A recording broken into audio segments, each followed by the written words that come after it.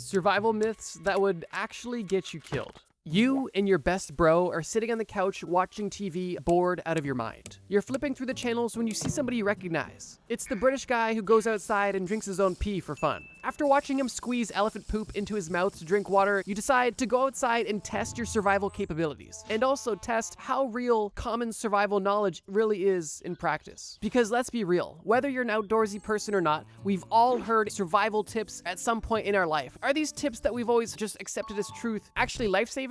Or could they potentially get you killed? And with you and your friends being inspired, you both pack your bags and head out the door for the adventure of a lifetime, not knowing whether or not this would be your last adventure. You were just dropped in an extremely remote location by a helicopter. And as you watch the helicopter fly off, you and your friend are now completely alone, left to your own devices, and your sole goal is to survive and make it home using only the knowledge that you've heard in passing. Before you and your friend can even take your first steps, you need to first understand what direction should you go. And before you could even think, your friend says, "Why don't we go north?" And while you agree, you have a question. How do we know which way is north? But luckily, everybody knows if you want to know which direction is north, all you have to do is find a tree with moss on it, because moss will only grow on the north side of the tree. So you and your friend begin walking until you notice a tree that has moss growing on the bottom of it. And as you approach the tree, that you can see that the moss is in your direction, meaning that if you just do a 180 and start turning around, you'll be going north. Although, just to be sure, you take a quick look around the tree and realize that there isn't only moss on the north side, there's moss on the north, south, east, and west side. This tree trunk is completely covered in moss, and it's not the only one. All of these tree trunks have moss all over them, meaning that you have no idea which way is north, and also debunking this myth that moss is somehow a compass. But this myth isn't just straight out of a fairy tale. There is some basis of reality here, although it's just not fully accurate or reliable at all. According to Michigan State University,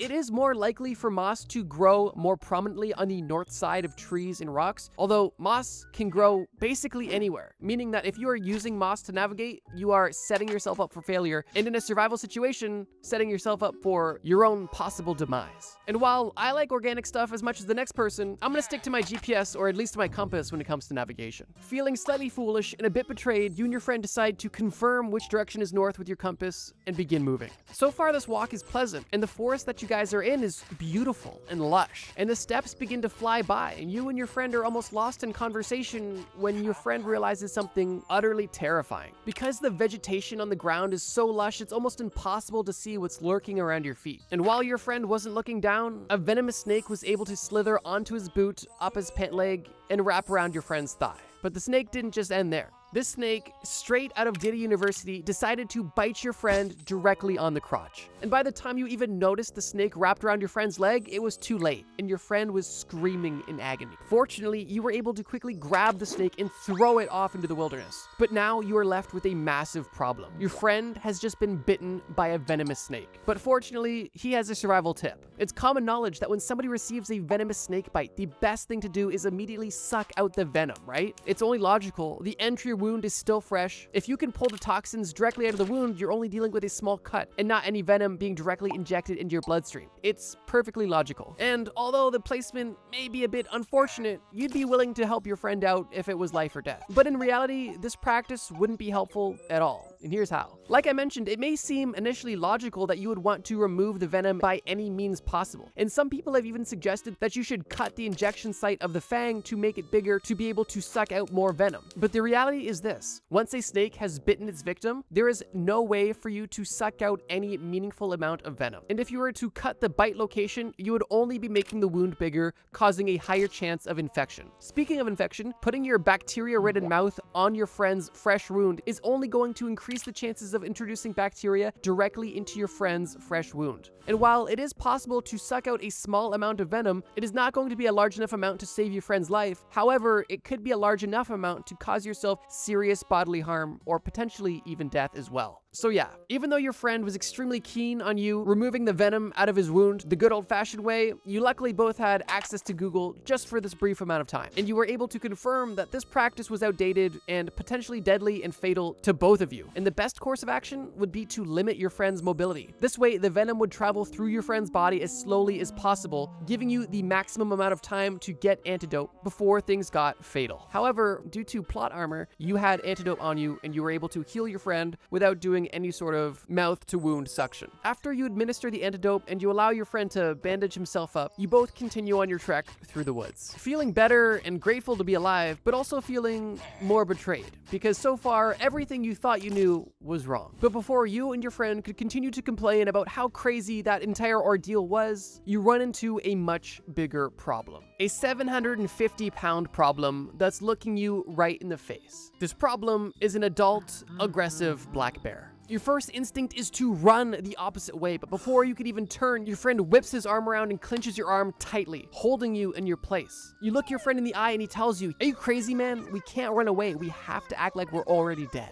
And with your friend's iron grip being on your arm, you have no other option but to lay down beside him. And now the both of you are laying on the ground with a 750-pound black bear slowly approaching your position. You and your friend at this point may be feeling like you just saved your lives. You outsmarted the black bear, and in a few minutes you'll be back well on your way. But in reality, you just made the black bear's life a lot easier and served him up 2 meals on a silver platter. I think most of us at some point have heard, if you see a bear, just play dead. But I think at this point, hopefully most people know that there is definitely some nuance to that. Specifically, that advice does not apply to all bears. Black bears, for example, do not take well to people playing dead. And this is exactly why the bear is currently shaking your friend in his mouth like a dog that just got a new chew toy. Black bears are notoriously aggressive, and if you encounter one, your best course of action is 1, slowly retreat if it doesn't notice you, but if it is fixated on you, your best next steps are to get as big and aggressive as possible. Obviously, you can't fight this bear, but you want to make this bear believe that it's not even worth fighting you. You want to extend your arms and legs outward, look big as possible, yell, sound aggressive, do anything to intimidate this bear, and if you're convincing enough, you may even scare the bear in this process. Grizzly bears, on the other hand, are a bit different. Experts say that grizzly bears respond better if you actually do lay down on the ground, although it's best if you protect your neck just in case and remain still until the bear checks you out and hopefully leaves you alone. And if you happen to end up in a situation where you're face to face with a polar bear, your best bet is to pray. Because polar bears are like black bears, but worse.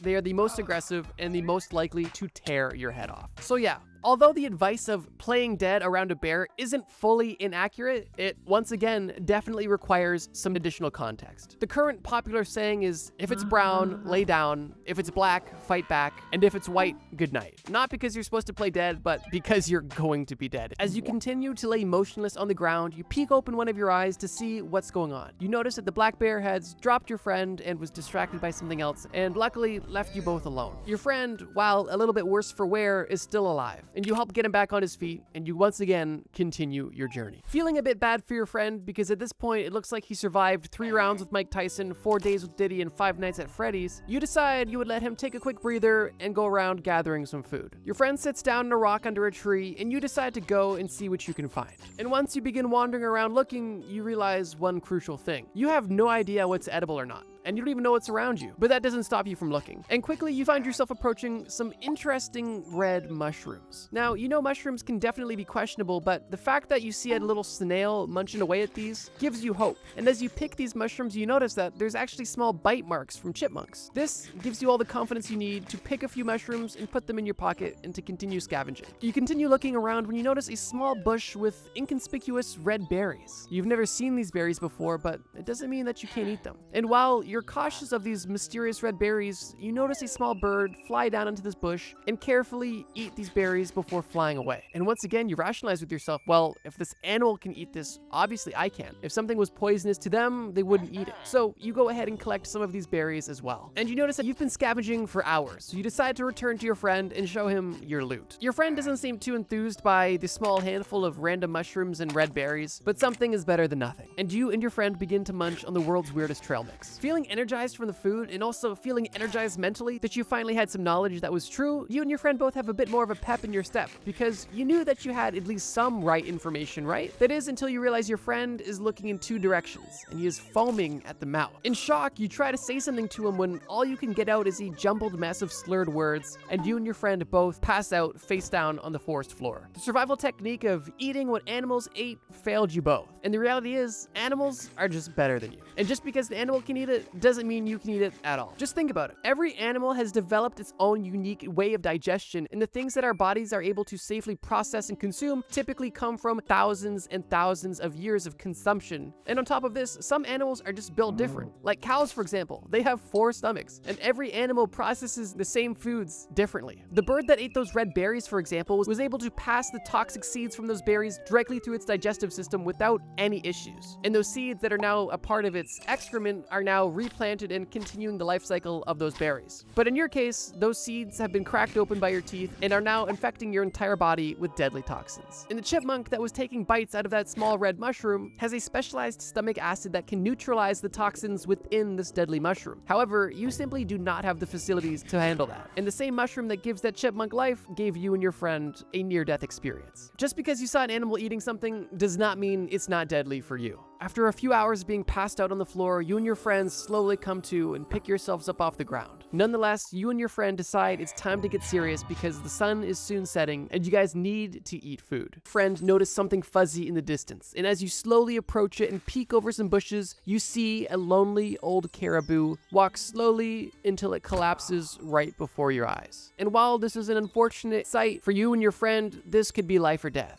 And in this instance, having an endless supply of high-quality food in front of you is something you and your friend couldn't have even imagined. You both approach the caribou to ensure that it's no longer with you. And once you have that confirmation, you begin to prepare the animal. Fortunately, for once, you were able to put useful knowledge to good use. And shortly after preparing the animal, you and your friend are sitting at a campfire under a tree, under the stars, eating your first meal in what feels like forever. But as good as having a hearty meal feels, and as confident as you feel knowing you have a nearly endless supply of food, the reality is that you're not set for food at all. And while you might not realize it now, in the near future, eating this food alone could easily kill you. And the reason is simple but interesting. And it all comes down to biology. Your body simply can't digest protein without fat. And if your diet only consists of protein with no other micronutrient, your body could literally starve or develop protein poisoning. The term for this situation is called rabbit starvation, or the French-Canadian term caribou sickness. But they both refer to the protein poisoning I just mentioned. But the reality is if you are only eating direct,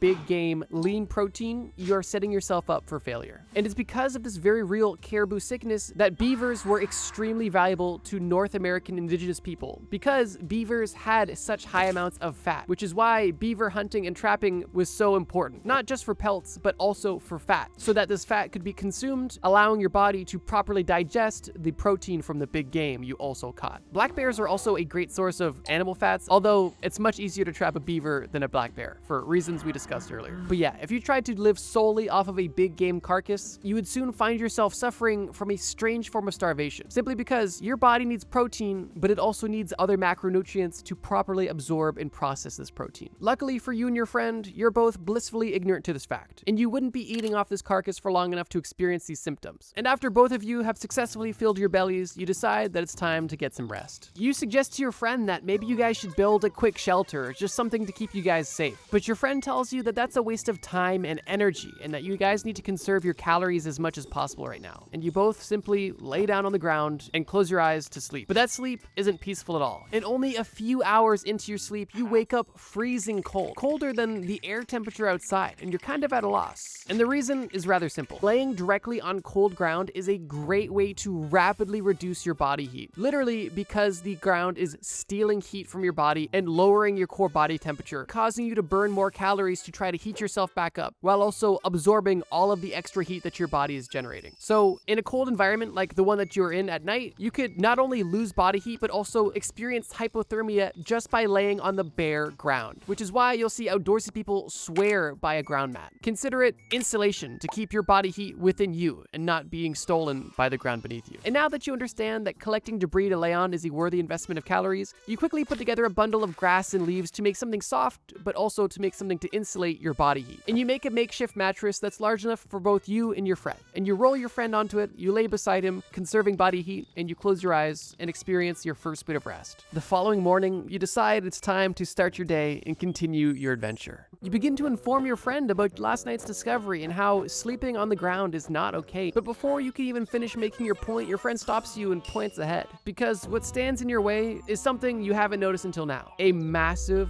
snow-capped mountain. And there's no way around it. You and your friend now need to begin hiking. Luckily, you and your friend are energized from a good night's sleep and at least some sort of food that doesn't almost kill you. And as you and your friend begin to climb through this mountain, the temperatures begin to get lower and lower. And it's at this point when you're able to make the point to your friend that body temperature is something you guys need to keep in mind in these survival situations. But as your friend brushes off your concern about body temperature, he tells you the only thing you guys should be concerned about right now is water. You begin to get nervous because now that you're halfway up this mountain and surrounded by snow, there's no water around you, but your friend laughs at you and reminds you that this snow is water. He grabs a handful of snow off the ground, which appears to be untouched, and begins to chow down on his solid water. And while to most this seems completely safe and logical, this is definitely not the most ideal way to consume water. The first risk that this poses is that this snow or ice could actually cause micro tears or cuts in your mouth, which could definitely cause problems down the line. But more importantly than that, consuming ice directly is a surefire way to lower your core body temperature, causing your body to work overtime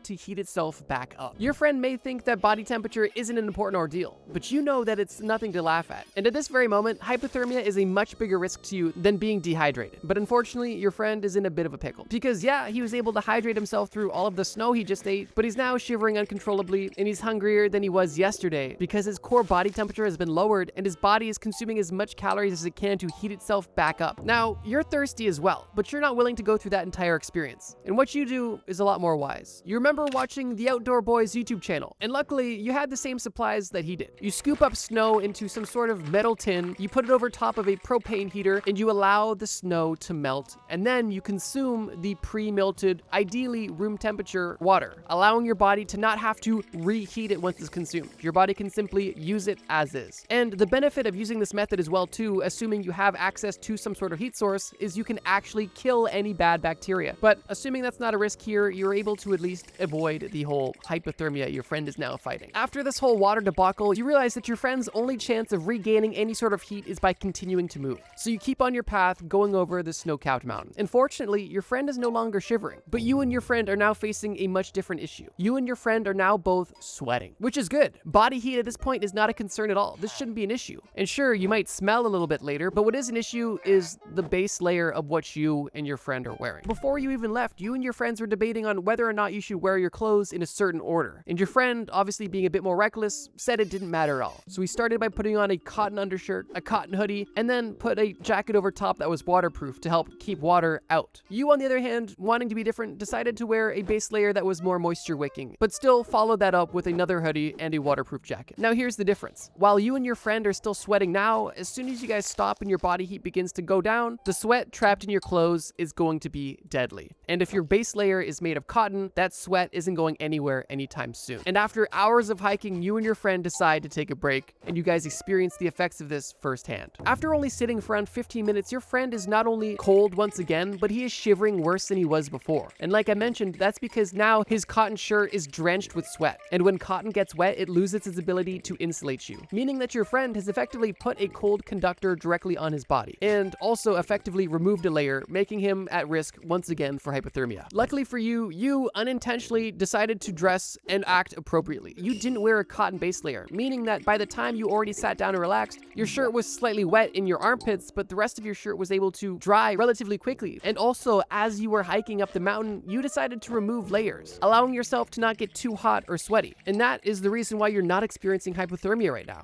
Because as you can tell, getting sweaty in a cold survival situation could be life or death. And a good rule of thumb is, if it's cold enough to wear multiple layers, it's too cold to wear a cotton base layer or cotton at all. And while it may seem counterintuitive to remove layers when you're in a cold environment, if you are exerting energy and on the verge of sweating, it is best to remove these layers to prevent sweating as much as you can. As thick as your friend's plot armor is, he is struggling at this point, and still somehow alive. He is dealing once again with hypothermia, and you guys have no access to fire or anything to warm him up. Your friend randomly asks you if you have any alcohol on you, and coincidentally, you did. You had a small bottle of some pretty strong alcohol in your backpack, and you wondered why he wanted it. But before you could even ask him what he wanted it for, he grabbed the bottle out of your hands and chugged it. After wiping his mouth, he tells you that obviously drinking alcohol warms you up. It makes you feel warmer and increases your body temperature. And while I believe this is a myth we've all heard, it's been debunked numerous times. And it also also is completely counterproductive. The origin of this myth is actually interesting and comes from a St. Bernard dog that was carrying a brandy flask around its neck. And this dog was saving people that was buried in the French Alps. And unfortunately, this brandy may help you feel better, but definitely won't make you better. If you've experienced an alcoholic beverage, then you've probably noticed the sensation at some point of warmth. And this isn't because the alcohol is raising your body temperature, it's actually because the alcohol is making your blood vessels dilate, stimulating the nerve endings in your skin. But it doesn't actually increase your body temperature. And if you are in a cold environment that is specifically life or death, this dilation of the blood vessels will cause your body temperature to fall and likely cause you to die much faster than you would have if you just stayed sober. So although alcohol may give you the simulation of warming up and potentially take your mind off of the pain you're in, it's definitely not doing you any favors in the survival department. Realizing the severity of the situation, you come to the conclusion that you need to get out of this mountain quick.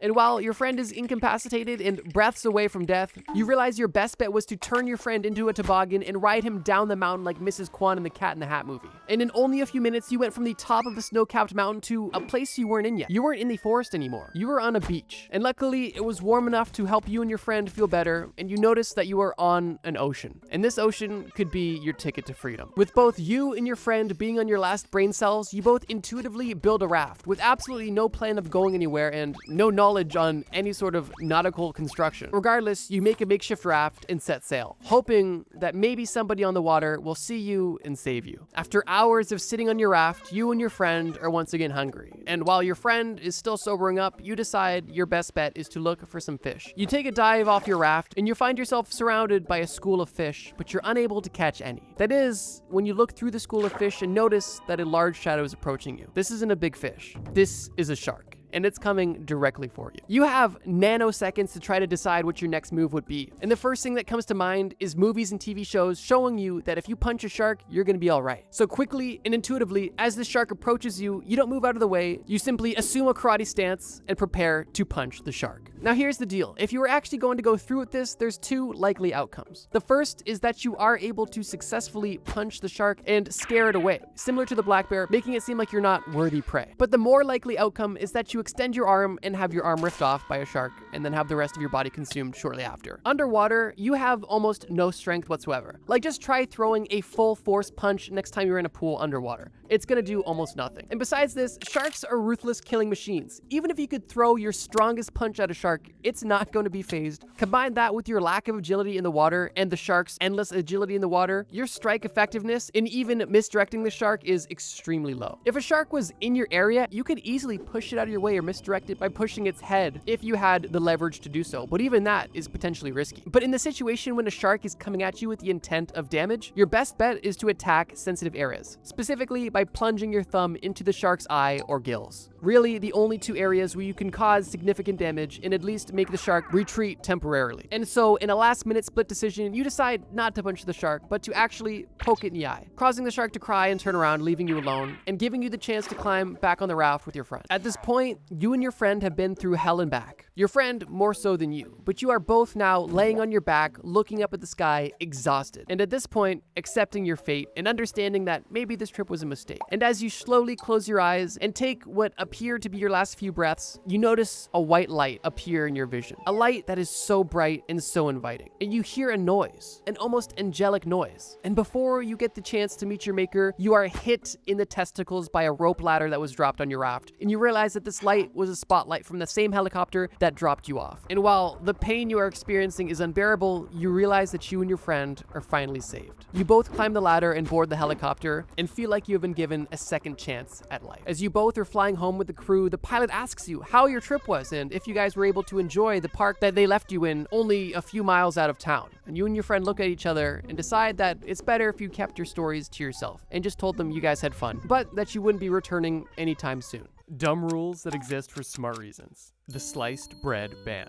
I know, shocking, right? I didn't believe it when I heard it either. Mainly because every time you hear about sliced bread, it's always within the context of how amazing it is. Which I find a bit ironic because it seems like most people hold the invention of sliced bread in higher regard than the invention of actual bread. You know, the food that literally sustained humanity for generations. That's besides the point. When sliced bread came out, it was one of the biggest inventions of all time, at least according to catchphrases. But did you know that there was a period of history, albeit brief, where the United States government literally banned sliced bread?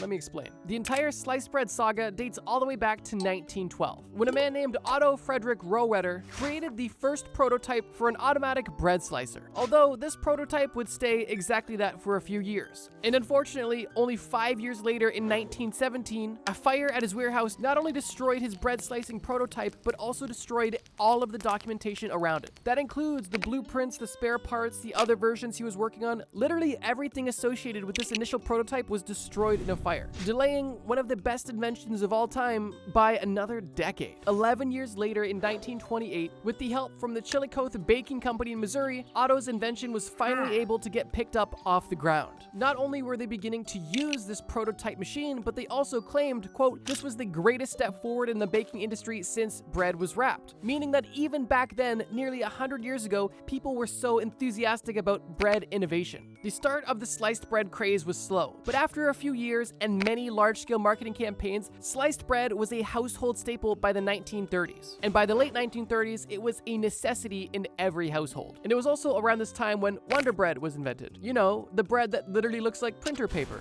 But of course, this video isn't about the history of bread, and we've already discussed what the dumb rule was, so what was the smart reason for this weird ban? And without giving too much away, let me just say that this ban took place in 1943, a time when World War II was in full effect, and the United States of America was heavily involved. It shouldn't come as a surprise that during World War II, rations were a way of life to ensure that there was proper availability and supply chain to supply our troops overseas with everything they needed to, in this case, kick some Nazi butt. But these rations came with a price. Besides the inherent restricted lifestyle experienced by everyday Americans, there was also frequent unexpected shortages. For example, sugar or rubber tires running in short supply. And it was because of this that the American government was becoming more and more anxious about not having the proper supplies or supply chain to fund one of the most important wars of all time. And it was actually this anxiety that led to the banning of sliced bread. On January 18th, 1943, Claude R. Wickard, the head of the War Foods Administration, declared that selling sliced bread was illegal. His rationale for this was because sliced bread required thicker wrapping paper to stay fresh. And he argued with the banning of sliced bread that more wax paper would be available, once again, for the troops overseas. But not only would we save wax paper, but we would save steel that would otherwise go to the production of new bread slicing machines. Now, admittedly, I can kind of see both sides of this, because A, this definitely sucks and seems extremely arbitrary, and I feel like there's other corners to be cut. But at the same end, when you are literally fighting in World War II, I think there is no better expression than desperate times call for desperate measures. But with that being said, this ban on sliced bread was definitely not met with acceptance, and almost instantly there was public outrage, specifically among housewives in America, who at this time in many cases were expected to be not only single parents, homemakers, and also full-time factory workers to ensure that the labor force didn't collapse. When these women learned that one of their newest luxuries was going to be taken away from them, they were understandably upset.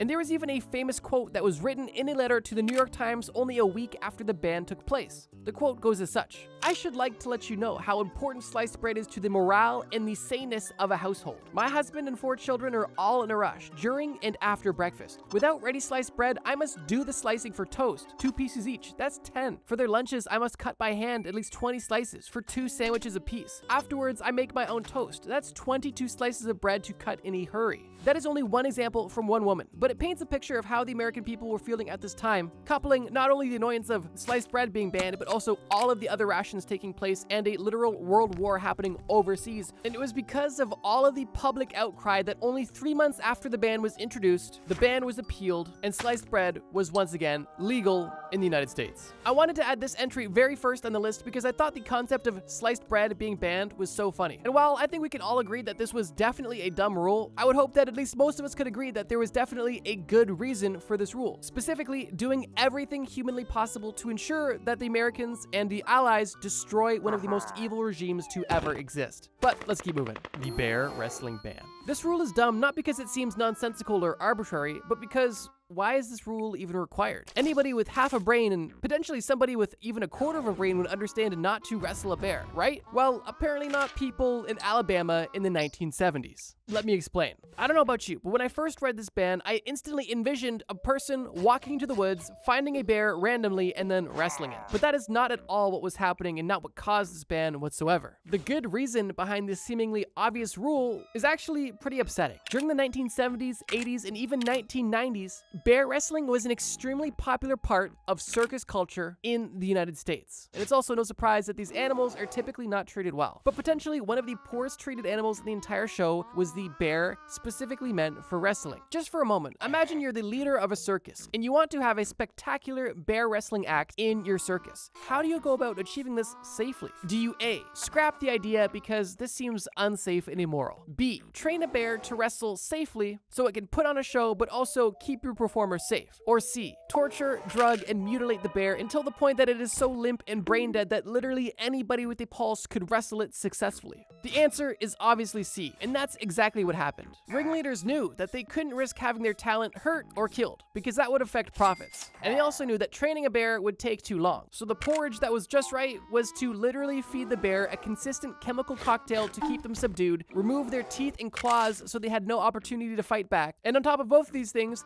consistently torture the bear and keep them malnourished in between shows so that the bear is consistently weak and in a state of fear, meaning that it would rather cower than actually fight back. And one of the most disgusting examples of profiteering off this act was not only having circus staff wrestle these bears for a show, but they would actually sell people in the crowd access to wrestle the bear to look tough. And you just know if that a ringleader felt so confident to have anybody at the circus wrestle their bear, they were messing up the bear so much that there was no way it could hurt anybody. And don't get me wrong, I'm not saying these bears should have killed fans or circus employees. I'm just saying they shouldn't have been there in the first place. And that's not even mentioning the extremely questionable methods the circuses used to acquire these bears. And of course, these bear wrestling matches didn't just happen once or twice. They were so prevalent that states had to create their own laws banning them. For example, Alabama made bear wrestling a Class B felony. And this law passed only in 1996, after a lot of the damage was already done, but I guess better late than never. But interestingly, this law was repealed a decade ago in 2015, not because they wanted to bring back bear wrestling, but because the law was no longer necessary. Circus culture had died down significantly, and bear wrestling was officially a thing of the past. And quite frankly, this law was more or less of a publicity stunt than a traditional piece of legislation. Obviously, this was an enforceable felony,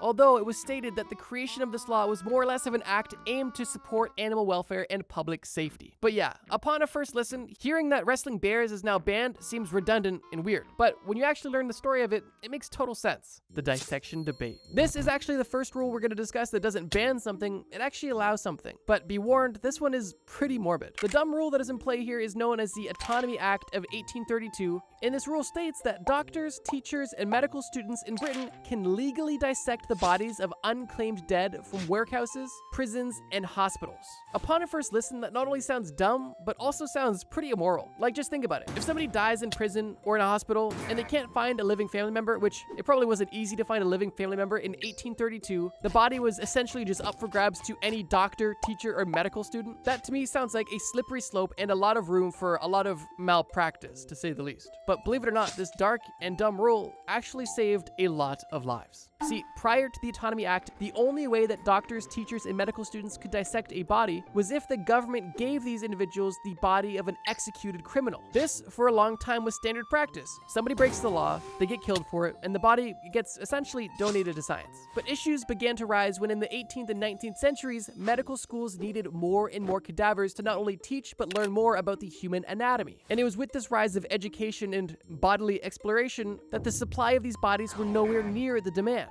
And unfortunately, this gap in the market led to some very unethical practices. One of the main side hustles that was born out of this shortage was something known as body snatching. And it would go a little something like this. If you were a poor individual living in the slums of London and needed to get a few bucks, an easy way for you to get some quick cash is to take a shovel, wait till it's nighttime, and then go to the nearest graveyard. Dig up any body that was freshly buried and take it to any of the local universities. You know that these universities have money, and you know that they need bodies. So a lot of these universities were, at this point in time, willing to pay cash money for bodies, no questions asked. And it only got worse when people decided that they could optimize on this strategy. And by that, I mean that these body snatchers decided that they would just cut out the middleman. Why go dig up a dead body if you could just make a dead body? And by that, I mean people would literally just kill people and then take the body of their murdered victim directly to the university for cash money. This was more or less of the peak of body snatching. And when this specific story broke and spread across all of Britain, the government knew they had to do something. And it was at that exact moment when the Autonomy Act of 1832 was established. So while it may seem odd that any unclaimed undesirable can just be donated to science against their will, I think the rule makes a lot more sense once you realize that a lack of bodies was not only creating a scientific bottleneck, but was also creating a nationwide trend of grave robbing and eventually murder. This dumb and morbid law actually had a pretty good reason, especially considering the time frame. Like in the 1800s, there was nowhere near the medical standards that there are today. Tiger selfie ban.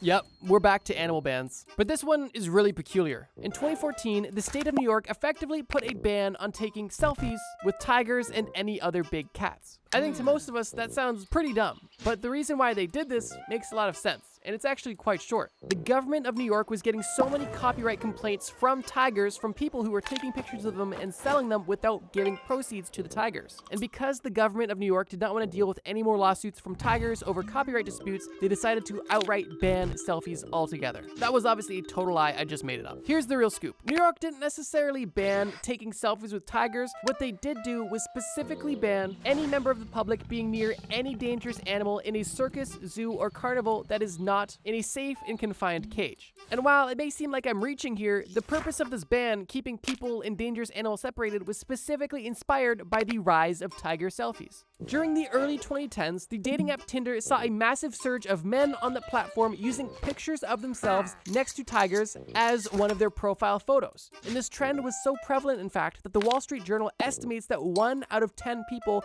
had a photo with a tiger on their Tinder. Obviously, these men wanted to seem tough and adventurous, but in reality, all they were doing in most cases was contributing to animal exploitation. And when this was all brought to the state of New York, they not only recognized it, but sought to put an end to it. And how they went about it was, of course, the tiger selfie ban. Because no, you can't ban taking a picture with an animal, but you can ban people from being around these dangerous animals. And this ban was pretty effective, considering the New York government knew that all these men that were taking these pictures to look tough knew that they wouldn't look nearly as tough if the tiger was in a cage behind them. And this ban was honestly pretty genius, because these people that were taking pictures with tigers and lions to look tough wouldn't want to have photos of them with a tiger in a cage, because then they wouldn't look tough at all. It would just look like they're taking a selfie at the zoo, completely nullifying the trend, helping mitigate animal exploitation. Similar to the ban of bear wrestling, tigers or lions or jaguars or any big cats that were specifically used for photo ops were not well taken care of in the slightest. A lot of these poor cats were bought young, taken away from their mothers, and for basically all of their life treated poorly and used as a toy and a means to earn profit. When this trend was on the rise in the early 2010s, people were booking all kinds of big cat experiences. Tiger kitten play date, tiger kitten photo op, lion photo op, have a lion at your wedding. Anything you could have imagined, people were buying lions specifically with the purpose of pimping them out at public events to have them look cool. And obviously, if you're bringing a big cat to a public setting,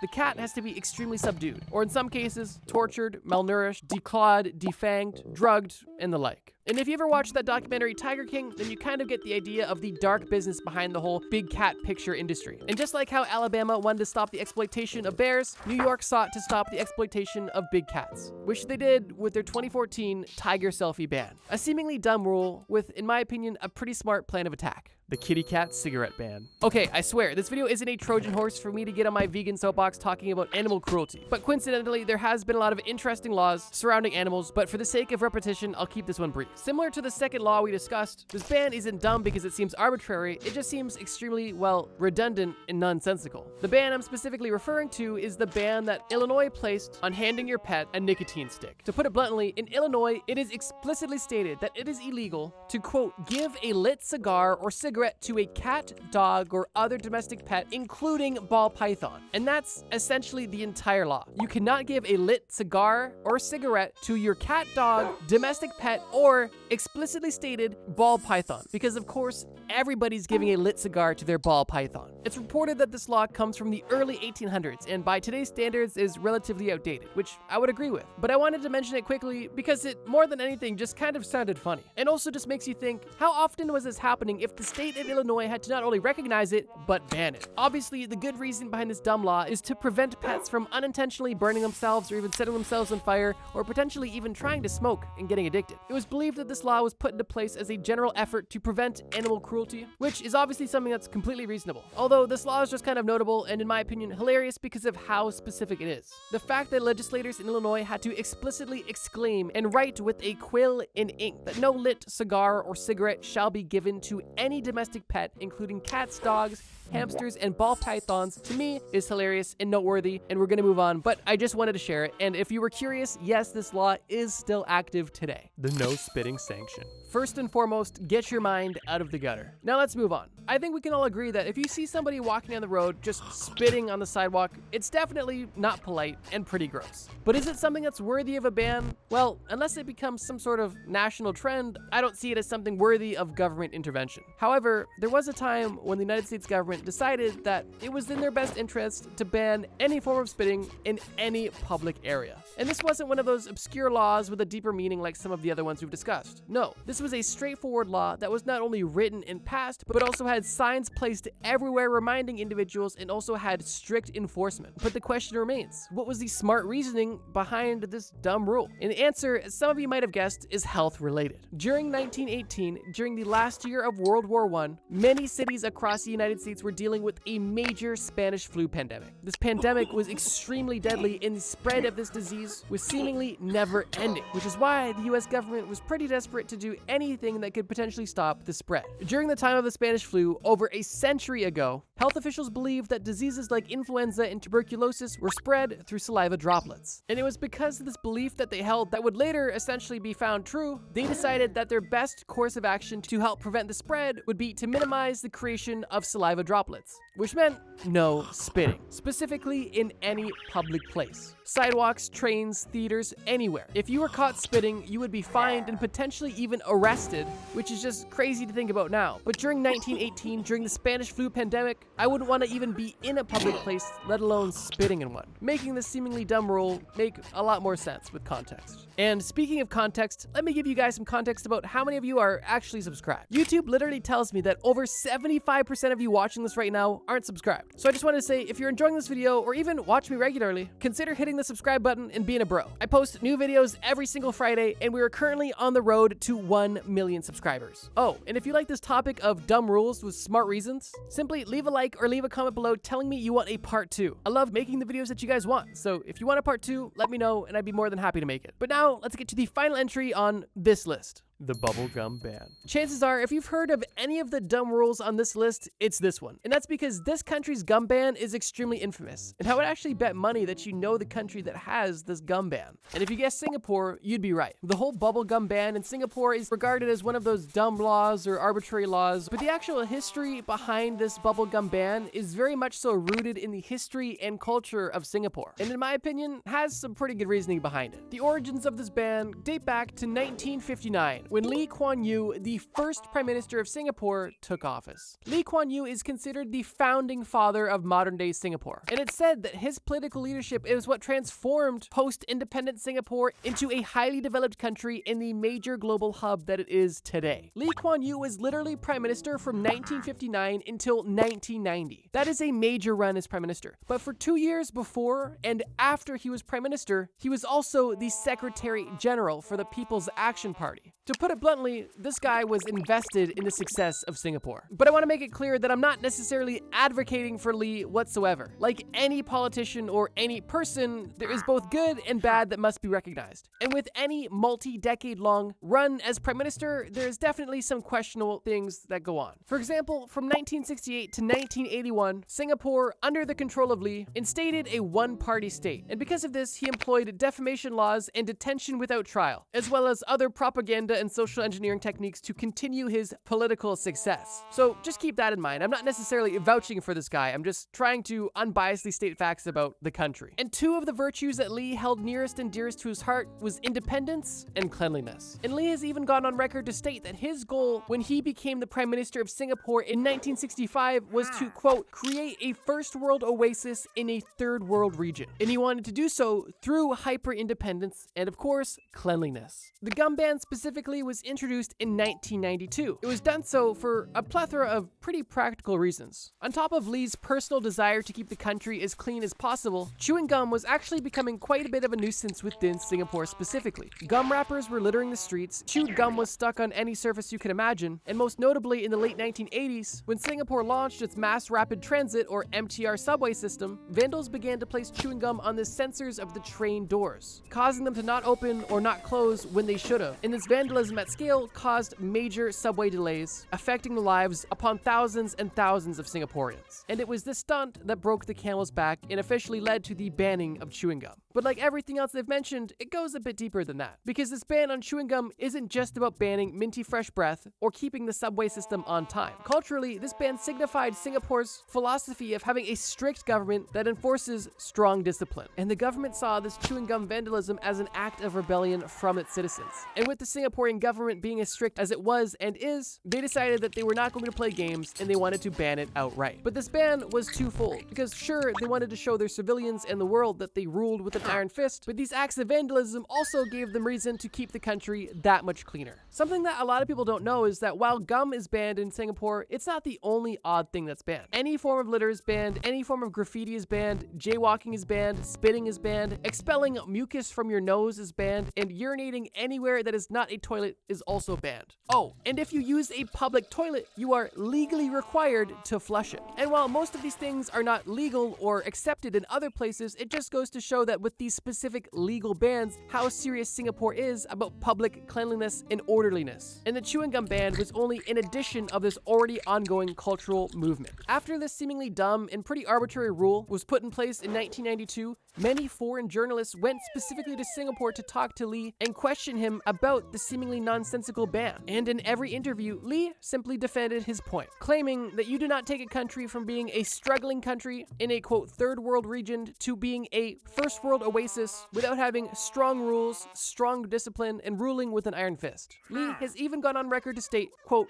"We were called a nanny state, but the result is that we are today better behaved and we live in a more agreeable place than 30 years ago." And when one reporter tried to press Lee claiming that banning chewing gum could be banning the creativity of some individuals, Lee simply said, quote, "If you can't think because you can't chew, try a banana." I have no personal opinion on Lee or the country of Singapore, and I personally don't think I'd want to live in a country with such strict rules. Although it's hard to argue against the political career of Lee and the success that Singapore has had in such a short period of time as a result of some of these seemingly dumb rules. Survival myths that would actually get you killed. Once again, you and your best bro are bored out of your minds on the couch. The last time you guys were this bored, you guys ended up watching Bear Grylls so much that you got inspired to try to be like him. And because of the insane misadventures that you and your friend already went on, you decided that you are never going to be putting yourself in survival situations again. However, as you guys are watching TV, you notice a commercial for a cruise. And this inspires you and your best bro, because going on a cruise seems like the perfect way to experience nature while also remaining safe and away from any sort of survival situations. You and your bro pack your bags and head on your way to your next vacation. As you guys make it to the port, you enter the boat only to realize that the people on the boat are handing out pamphlets. You grab one of these pamphlets and realize that what they're handing out isn't a pamphlet at all. It's actually a book on totally real survival tips. And while you kind of brush this off as standard safety protocol in case anything bad happens, you definitely find it a bit ironic. And now your totally safe vacation has begun. While unpacking, your bro has already gotten into the alcohol in the room and is now way too intoxicated for 11 a.m. You try to ignore his drunken ramblings while you unpack until you realize that he's opening the door to the balcony and it looks like he's not stopping. Your friend was only trying to get a peek at the view when he actually falls overboard into the water. Instantly, this puts your friend into the first survival situation of this video. With your friend overboard and you looking down at him, you quickly run to that survival book that you were given and read to him what you should do if you fall overboard. As your friend looks smaller and smaller in the water as the cruise ship drifts away, you yell to your friend that if he wants to live, he has to swim as hard as possible to try to catch up to the boat. Your friend tries to swim as quickly as possible to catch up to the boat and uses almost all of his energy. And while this may seem logical to try to swim to the closest safety if you are abandoned at sea, this is actually the first myth of this video. In this specific situation, when you're in the middle of the water and fall off a cruise ship, the last thing you want to do is try to overexert yourself. Cruise ships move way faster than any human can swim. And even if you know that you can't catch up to it and you're just trying to,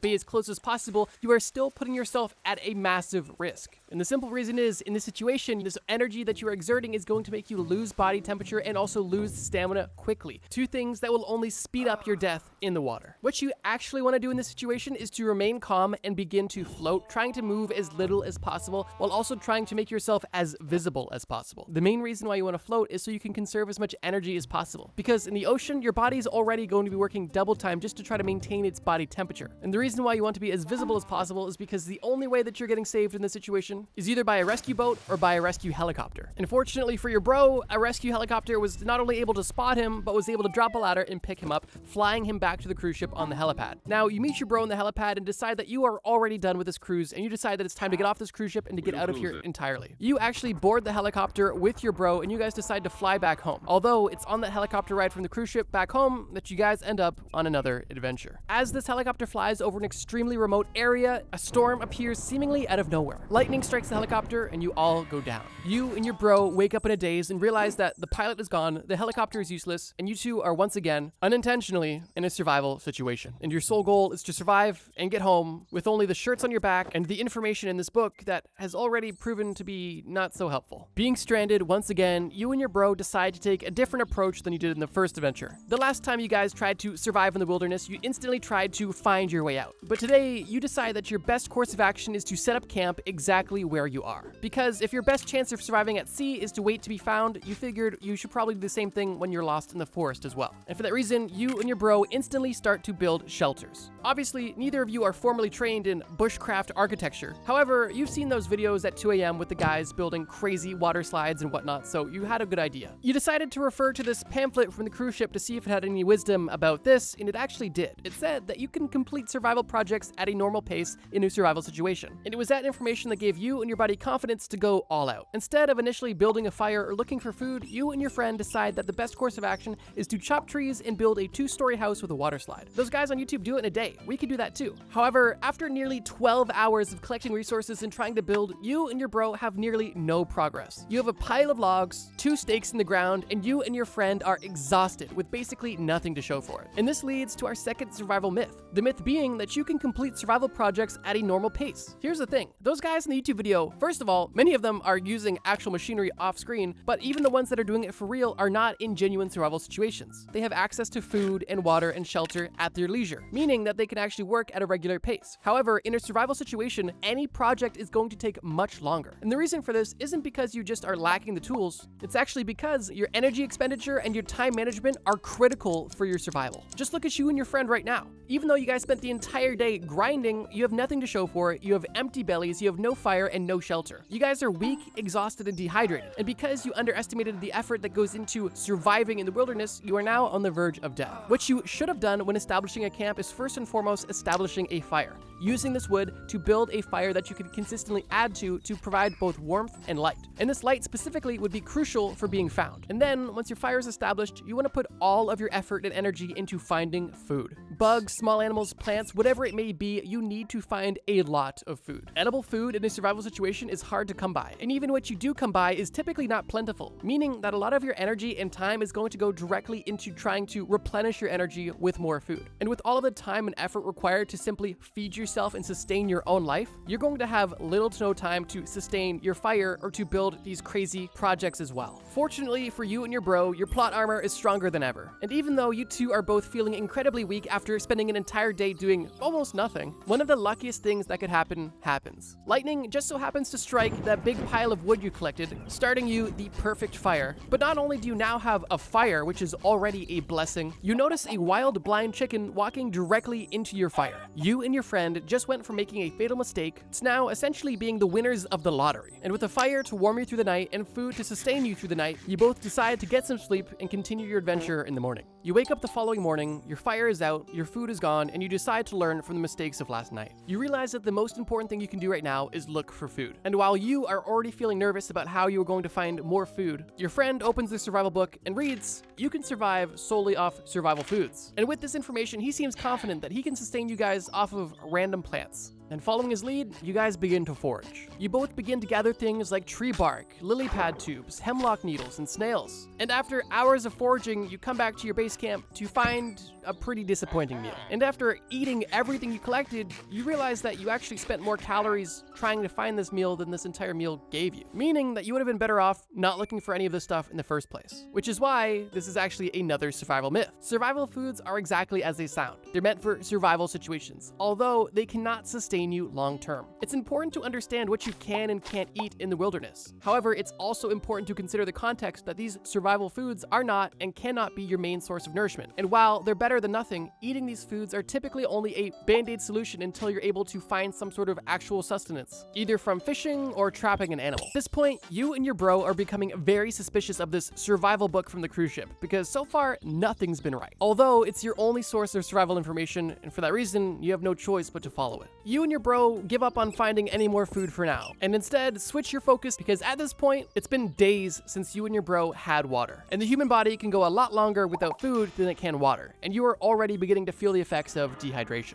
Interestingly, when you discuss being dehydrated with your friend, he disagrees with you, and he says that, I don't feel super thirsty right now, so I don't think I need water. And while you know that you definitely need water because it's been so long, you realize that you don't actually feel particularly thirsty either, but you know you don't feel right, which is why for this reason you decide to consult the book. And this book, in its infinite wisdom, literally says, unless you are feeling extremely thirsty, you are in no way dehydrated. And with this information, your friend reassures you that you do not need to find water now, and your friend even tells you that on your pursuit of finding civilization, you'll probably find water anyway, even though we don't need it right now, because we're not thirsty. With no proof to counter his claim, you follow his lead once again, and you guys continue on your pursuit. However, only after a few hours of walking, you notice that both you and your friend start to feel dizzy, and really quite tired. Your friend stops at a tree to take a leak, and you happen to notice that his urine is literally brown. Now, in the least sus way possible, you try to bring this to his attention, and all you get back is some slurred ramblings about how it doesn't matter and you're being weird. And before you know it, your friend passes out directly in front of your face. And only moments later, you notice your vision start to turn black as well, and you also hit the floor. You and your friend are both laying down on your backs with your mouths wide open, and you've once again fallen victim to another survival myth. You don't need to be extremely thirsty to be dehydrated. And because you and your friend directly ignored the early warning signs of dehydration, it led to you both reaching a point of no return.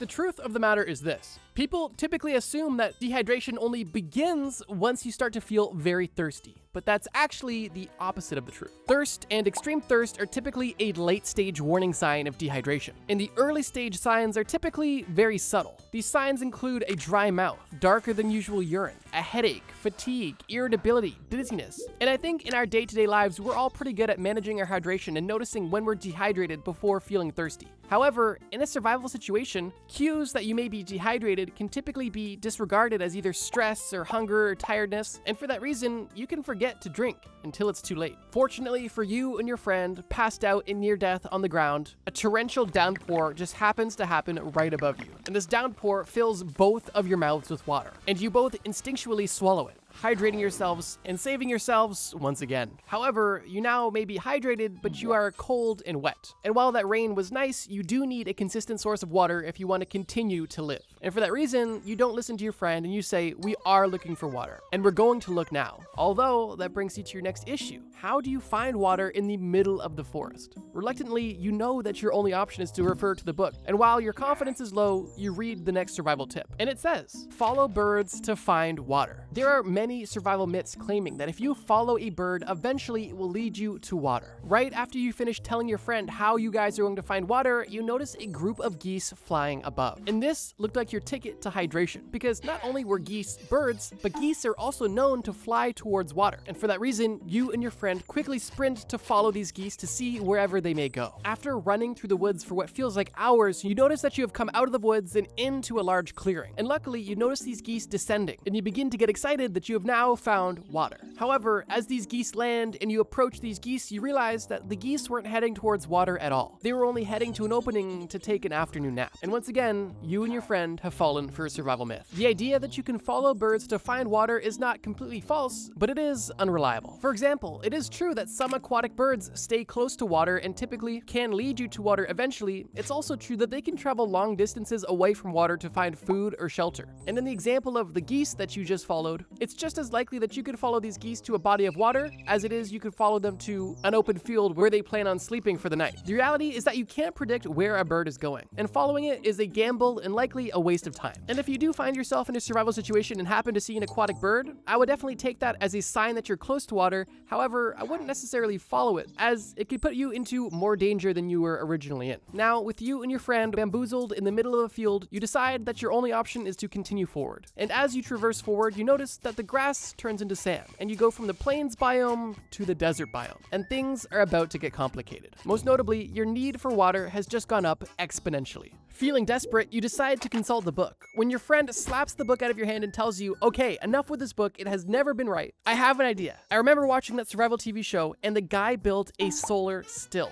All we need to do is dig a hole in the ground, put some plastic over top, and we will have an infinite water source. When your friend said this, you were kind of shocked and almost thought you were hallucinating, because for the first time ever, your friend said something that was actually logical and somewhat smart, and you confidently follow his lead. It is until you run into your first issue. To build a solar still, you need some sort of plastic to catch the water. You ask your friend if he had any plastic whatsoever, and he, somewhat embarrassingly, pulls out his wallet, and from his wallet, pulls out a condom. You don't probe your friend on what he planned on using this condom for. However, from this point on, your guard is up a little extra, but you decide to focus back on the solar still. You and your friend dig the hole, put the plastic over top of the hole, put a rock in the center, and wait for moisture to be drawn out of the ground through the hot desert sun, and have it collect and drip into the small makeshift bowl at the bottom of the pit you made with leaves. Building the solar still took roughly a few hours, and you two were sweating incredibly in the hot sun making this. After the few hours you spent making it, you wait another hour to see exactly what this solar still is able to produce. When you realize that after an hour, you're only able to get a few milliliters, and you realize that the solar still was a net negative, because not only is it going to yield you not nearly enough water to survive, but once again, you exerted more energy and hydration creating the solar still than it could ever replenish, meaning that you once again fell for a survival myth. This one's a bit interesting, because solar stills definitely do have a very practical and realistic application in certain scenarios. However, in this scenario of being in the desert, it is an extremely impractical way of getting water. And this is because the amount of water you can get from a solar still really depends on a few factors, specifically ground moisture, temperature, and climate, and the size of the still. If you're trying to draw water out of a dry desert, you can basically guarantee that you will get little to no water in a meaningful amount of time. However, if you were in a place that was reasonably moist, or potentially in a place that had water that just wasn't usable, let's say salt water, then you could definitely use a still to purify water that was otherwise unclean. However, when you're in the desert, there is no water to purify, and the water you can draw out of the ground is minimal, meaning that you have to abandon the still and continue looking elsewhere for water. Going behind your friend's back to see if the book had any other wisdom on finding water, you read that the book says that you can drink water from any cactus in the desert. And luckily for you, you were in the desert and there was plenty of cactus around. And without disclosing that you got this information from the book, you tell your friend that you have an idea. We can go drink water from these cactuses. Let's go. So you and your friend both approach a cactus, you carefully rip off one of the arms, and you begin to drink the goo that's dripping out of it. Almost instantly, your friend begins to vomit, and you start spewing from the other end. And unfortunately, you are once again the victim of a deadly survival myth. It is totally true that there are cacti out there that contain drinkable water that can actually hydrate you safely. However, unlike the movies make it out to seem, you cannot do this for every cactus. Most species of cactus don't contain drinkable water whatsoever. And what they actually contain is a bitter, slimy liquid filled with alkaloids and other compounds that can make you sick and actually dehydrate you further. And unfortunately, this was a lesson you and your friend had to learn the hard way. As you pull up your pants after the anal exorcism you just had from the cactus water, you look at your friend to notice something terrifying. Your friend, wiping his mouth from the gross cactus puke, looks at you confused, wondering what you're staring at. When you look at his forehead and see that when he puked, he impaled his head with a massive cactus spike. You ask your friend if he feels anything and if he is in any pain, and he says no. After he puked, he actually feels a lot better. However, he's still pretty thirsty. But he doesn't say anything about the massive cactus spike simply sticking out of his skull. Your friend seems concerned because he can tell you're freaking out about something, but you won't tell him what's going on. Instead, you open the book and see if it has any wisdom about what to do when you've been impaled. And of course, the book has a survival tip for you. The book claims that if anybody is impaled by something, the best thing to do is immediately remove it. And to you, this initially makes sense, because if there is a foreign object in your body, obviously you don't want it there. And if you can remove it, you should. And so because of this, you simply tell your friend to sit down, tell him to relax, and say that there's something on his head that you're gonna just quickly remove. With your friend sitting down, you tell him to close his eyes, and you grab the massive spike and rip it out of his head. As soon as you rip the spike out of his head, you realize that the spike was actually holding in a flash flood of blood. So you quickly re-impale your friend in the head with this spike and act like nothing happened at all. At this point, your friend opens his eyes, sees the blood, and demands to know what's going on. And you tell him the truth. And surprisingly, he actually has a pretty insightful response, and he tells you that no, the book was wrong again. If you become become stabbed or impaled by an object, one of the worst things you can do is instantly try to remove it. Depending on where you're stabbed, pulling out the object could cause massive bleeding, disrupt any of the clotting that has potentially begun, and it can also worsen the damage by pulling out the object incorrectly, or if the object is barbed. The best thing that you can actually do in this situation is try to stabilize the object to ensure it doesn't move at all. It sounds counterintuitive, but you actually want to maintain this object stabbed in you at the same depth, at the same pressure, until you can get medical attention. And that's exactly what you do. In shock of how insightful your friend was, out of nowhere once again, you notice that your friend firmly holds the base of the spike and breaks off the rest. After this, your friend takes one of his socks, wraps around his head to ensure that the spike doesn't go anywhere, and from this point, you guys continue to keep moving. As you both walk through the desert, the sun begins to set, and you happen to stumble upon a cave and decide that this was the perfect place to spend the night. Hungry, dehydrated, and exhausted, you and your friend sit there, finally relaxing for the first time in what feels like days. And while you and your friend look a lot worse for wear, you're at least happy to be alive. And it's within this small moment of gratitude that you notice that your friend not only has a bloody sock wrapped around his head, but he's also developing a bloody nose. At this point, this is very concerning because with how dehydrated you and your friend are, any loss of moisture could be deadly. And with how much blood your friend has already lost up until this point, you guys are really not in a position to lose any more. Your friend begins to get very lightheaded, and for that reason, you decide to help him with his bloody nose. And fortunately, for this situation, you don't need to consult the book because everybody knows how to deal with a bloody nose. Obviously, what you want to do is tip your head back to stop the bleeding. And you do exactly that. Your friend is sitting, you stand behind him, and you tilt his head backwards, and you notice that he's now coughing up the blood that was coming out of his nose, meaning that the bleeding was not stopping whatsoever. It was just being misdirected. Because of this, you decide to let him go, and because he is so tired, he happens to just lean forward. And due to this forward lean, his nosebleed actually stops relatively quickly, turning a survival myth into an unintentional survival truth. Here's what I mean. I don't know about you, but I remember growing up, every time I had a nosebleed, people told you to hold the bridge of your nose and tilt your head back. And while this is a common tip that has been passed down through generations, it's actually been heavily debated, and at this point in time is kind of been debunked basically fully. It's been shown time and time again that tilting your head backwards is actually unsafe and can make the situation worse, as we saw with your friend. When you tilt your head backwards, the blood doesn't stop, it simply flows down your throat, which could directly cause you to swallow blood, leading to nausea or vomiting, or potentially even choking in severe cases, which is why what you actually want to do is basically the opposite. If you get a nosebleed, according to the Red Cross, the most effective way to end it safely is to sit upright or even lean slightly forward, because leaning slightly forward can help reduce the blood pressure in the veins in your nose, which would help slow the bleeding, while also ensuring that the blood drains out of your nose instead of down your throat and potentially into your stomach or lungs. Once seated in this position, you do actually want to grab the soft part of your nose right below your bridge, and then simply wait 10 to 15 minutes while maintaining a consistent pressure and this consistent position until the blood flow stops. And it's really as simple as that. And it's kind of interesting how the fact is so close yet so far from the fiction, and most people, at least in my experience, always tilt their head back, when in reality, going the opposite direction is the most ideal way to go about it. Now, another pro-level tip you could do if you have a nosebleed, if you do have access to an ice pack or anything cold, is to put this ice pack on your nose or cheek area, allowing the cold to constrict the blood vessels around your nose, further slowing the bleeding. Or if you don't have access to cold, what you could try to do is just take deep, slow breaths to help the clotting form faster. But speaking of clotting, one thing you definitely don't want to do is shove stuff up your nose. Even if you think that shoving something up your nose will help stop the bleeding, or if the bleeding stopped and you're just shoving something up there to prevent further bleeding, the reality in most cases is if you shove something up your nose while it's bleeding, you're only going to irritate the area more and very likely dislodge clotting, which basically restarts the entire healing process again. Unfortunately for your friend, you didn't have anything to shove up his nose, because if you did, you would have, and it would have only hurt him more. And with you and your bros' blood-fueled fiasco over, you try to get some sleep because you know tomorrow's not going to be easy. You close your eyes and fall asleep in the cave and wake up to the feeling of something scratching you. You think your friend might be just poking your arm, and you open your eyes to realize that there are multiple tarantulas all over your body. Instantly, you book it out of the cave, throwing these tarantulas on the ground and stomping on them. With you and your friend now more awake than any coffee could get you, you decide it's time to continue your journey as you hope that you can find some civilization soon. Because unlike the first adventure that you and your bro took, this adventure was not planned, and you have no survival supplies on you. And if you're not able to find civilization soon, you guys are surely done for. As you both walk through the desert seemingly aimlessly, with vultures flying not too far behind you, almost foreshadowing your soon demise, your friend notices something in the distance. He begins to jump around and seem extremely enthusiastic, and you ask him, What do you see? And he tells you, look up there, there's a stream, there's a river, that's water. We can drink the water and we can also follow the downstream to civilization. You are not nearly as enthusiastic as your friend because you know that your friend is simply hallucinating or seeing a mirage. There's no water anywhere near you guys, and you're very likely going to die in the next few hours. Your friend seems unwavering that there is in fact a stream above,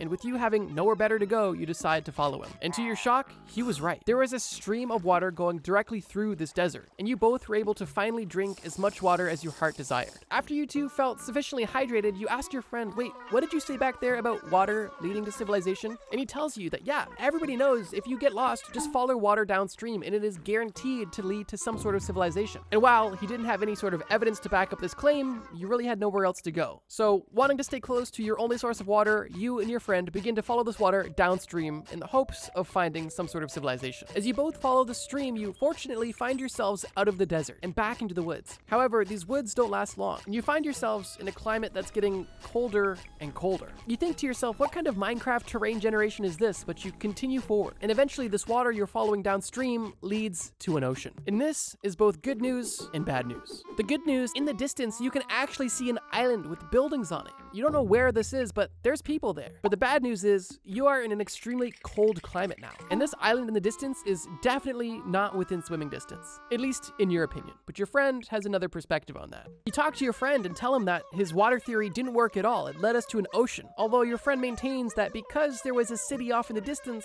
his theory was technically right. Although the truth of the matter is this: while some people believe that following water downstream will typically find you to civilization, that is not the case in most cases. Following a river downstream could take you to a city, or could take you into hazardous terrain that could put you once again in more danger. But that's basically a mini myth at this point, because you guys have so much more to worry about. Once again, focusing on the cold water in front of you in the city in the distance, your friend argues that while the city on the island is definitely far away, it's not out of swimming range. And even though the water is cold, we won't be swimming for long enough to actually catch hypothermia. And for that reason, our best bet is to swim to this island. Here's the deal. Up until this point, you followed your friend basically blindly through everything, but cold water is where you draw the line. And you tell your friend, there's absolutely no way I'm swimming through cold water to try to make it to this island. But your friend stubbornly remains firm that he's going to swim to this island whether you're coming or not. You dare your friend to try, and you watch him walk into this nearly freezing water, only for him to begin swimming quickly, and then slower and slower and slower until, well, he's basically drowning and there's nothing either of you can do. Fortunately, out of sheer chance, a massive wave picks up your friend out of this cold water and brings him directly back to shore. And you are able to tell him, I told you so. And this is because this is a survival myth that you know the truth about. One of the most dangerous survival myths is that you can swim for hours in cold water before hypothermia sets in, giving you plenty of time to swim to safety if you're in cold water. However, while it may take some time for hypothermia to fully set in,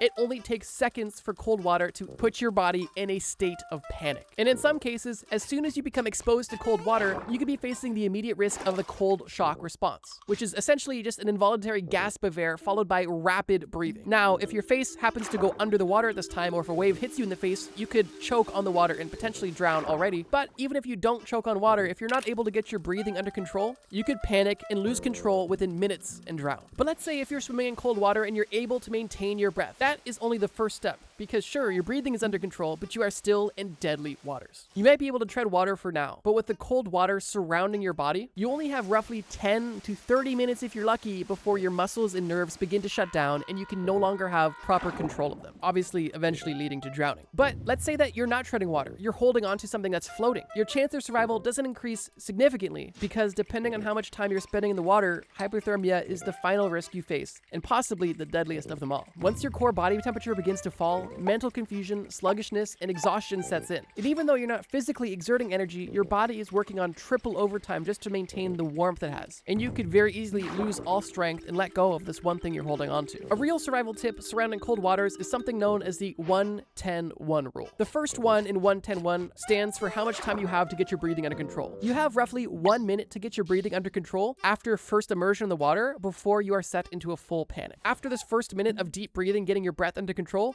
you have 10, which represents 10 minutes of meaningful movement before your muscles begin to weaken. So with this 10 minutes, it's best that you decide which direction you want to go if anything is even close by. For example, some floating debris or potentially an island or boat if you are so lucky. And the final one in 1-10-1 means 1 hour. And that's because it typically takes 1 hour before hypothermia leads to full unconsciousness. Meaning that if you're floating in cold water, you have roughly an hour before, well, things don't look good for you at all. And while you finish explaining this to your friend as he catches his breath from nearly drowning in this freezing water, you notice something on his leg. It's a pink squishy thing that's made his leg all red. It's a jellyfish. And you quickly grab a stick, stab the jellyfish, and throw it back in the water, only to notice that your friend now has a massive jellyfish sting on his leg. While your friend may be the most lucky and unlucky person in the world at this moment, things are about to get a lot more complicated. One, because in this situation, you actually know what you need to do, although you don't know if you have the strength to do it. As you sit there pondering on what your next move is, your friend looks you in the eyes and tells you, just do it. And you know what he means. You tell him to close his eyes, you whip out your lil bro, and you begin to urinate on his leg. Fortunately, you had a lot of urine to give because of the stream that you guys had followed.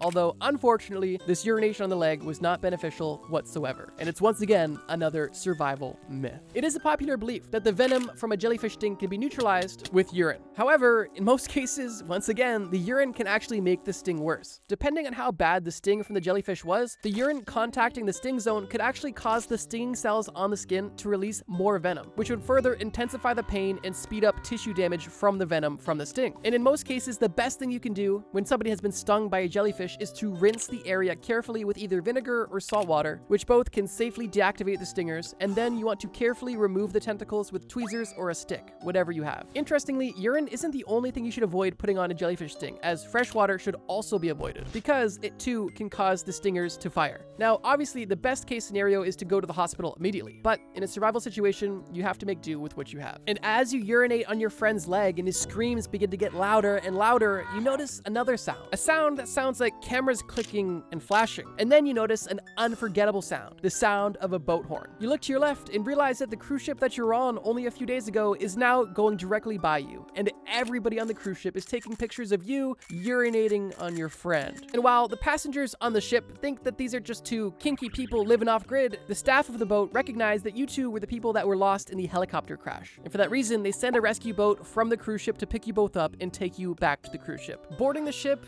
you and your friend are both relieved to be alive and saved, but also stressed out because at this point, all you want to do is be home. In the first video about survival myths, you and your friend intentionally tried to go out and survive. Although this time, you and your friend were not looking for an adventure whatsoever. You guys were simply looking for a relaxing vacation. An adventure found you. And at this point in time, you're just scared that your horrible luck will continue in another episode. As the captain approaches your room to see how you guys are doing, you greet him, thank him for saving your life, and also tell him that the books that they provided on the ship were not helpful at all in survival situations. The captain takes the book out of your hand and laughs, telling you this isn't a book about survival situations. This is a parody book about everything you should not do in a survival situation. It's literally a joke. And also, if you turn the page, it tells you what you should actually do on the other side. Don't you boys know how to read? Embarrassed to tell the captain about your literacy, you just decide to laugh and tell him, oh, yeah, thanks. And as the captain is about to leave your room, he turns around and asks, wait, how did you guys even end up in the water in the first place? And with the captain being in the doorway, you decide that the best course of action is to close the door in his face and not answer that question. Because, well, you've dealt with enough punishment over the last few days. The craziest lawsuits that won big money. Have you ever been walking through the grocery store when you notice a large puddle on the floor? Although there's no wet floor sign, to most, this seems like something you should avoid. But if you were feeling extra opportunistic, this could be a big payday. And all it would require is you to hurt yourself really bad or to put on a really good performance. Now, nobody gets paid for hurting themselves, but you can get paid if you're in a place and it's reasonably expected that this place will be safe for you to use. Then if it's not, you may have the opportunity to file a lawsuit. And while this system exists to protect entities and individuals, it's not always used in such a benevolent way. Which is why today we're not only discussing the craziest lawsuits, but crazy lawsuits that won big money. Let's begin. Richard Overton versus Anheuser-Busch. In 1991, a man named Richard Overton was a simple, blue-collar, working-class man. And what does every simple, blue-collar, working-class man love? A good beer at the end of the day. And maybe even during the day. And for a lot of people, Bud Light is the beer of choice. Now, Bud Light is obviously a consumer product. And like all consumer products, they come with interesting and fun commercials. Most commercials and advertisements try to portray a certain lifestyle or a certain emotional response when it comes to a product to try to give a product emotional weight in somebody's head, helping promote a purchasing decision. For example, if you're trying to sell a fancy watch, you might put it on a fancy looking person in a fancy looking house driving a fancy looking car. A great example of this is watch any perfume or cologne commercial. Like, there's literally a Christian Dior perfume commercial that is just Johnny Depp playing the guitar with wolves in the desert. You're gonna see it on screen, but that's just what I remember from the top of my head. Regardless, ads and marketing are supposed to be fun and creative and make you feel cool and look cool, right? Well, not always. And in this case, Richard Overton felt like Anheuser-Busch, the maker of Bud Light, Light specifically betrayed him. In 1991, Bud Light was running advertising campaigns that specifically portrayed glamorous lifestyles, beaches, attractive women, all in association with Bud Light. And these ads, to some, imply that drinking Bud Light would result in a similar experience,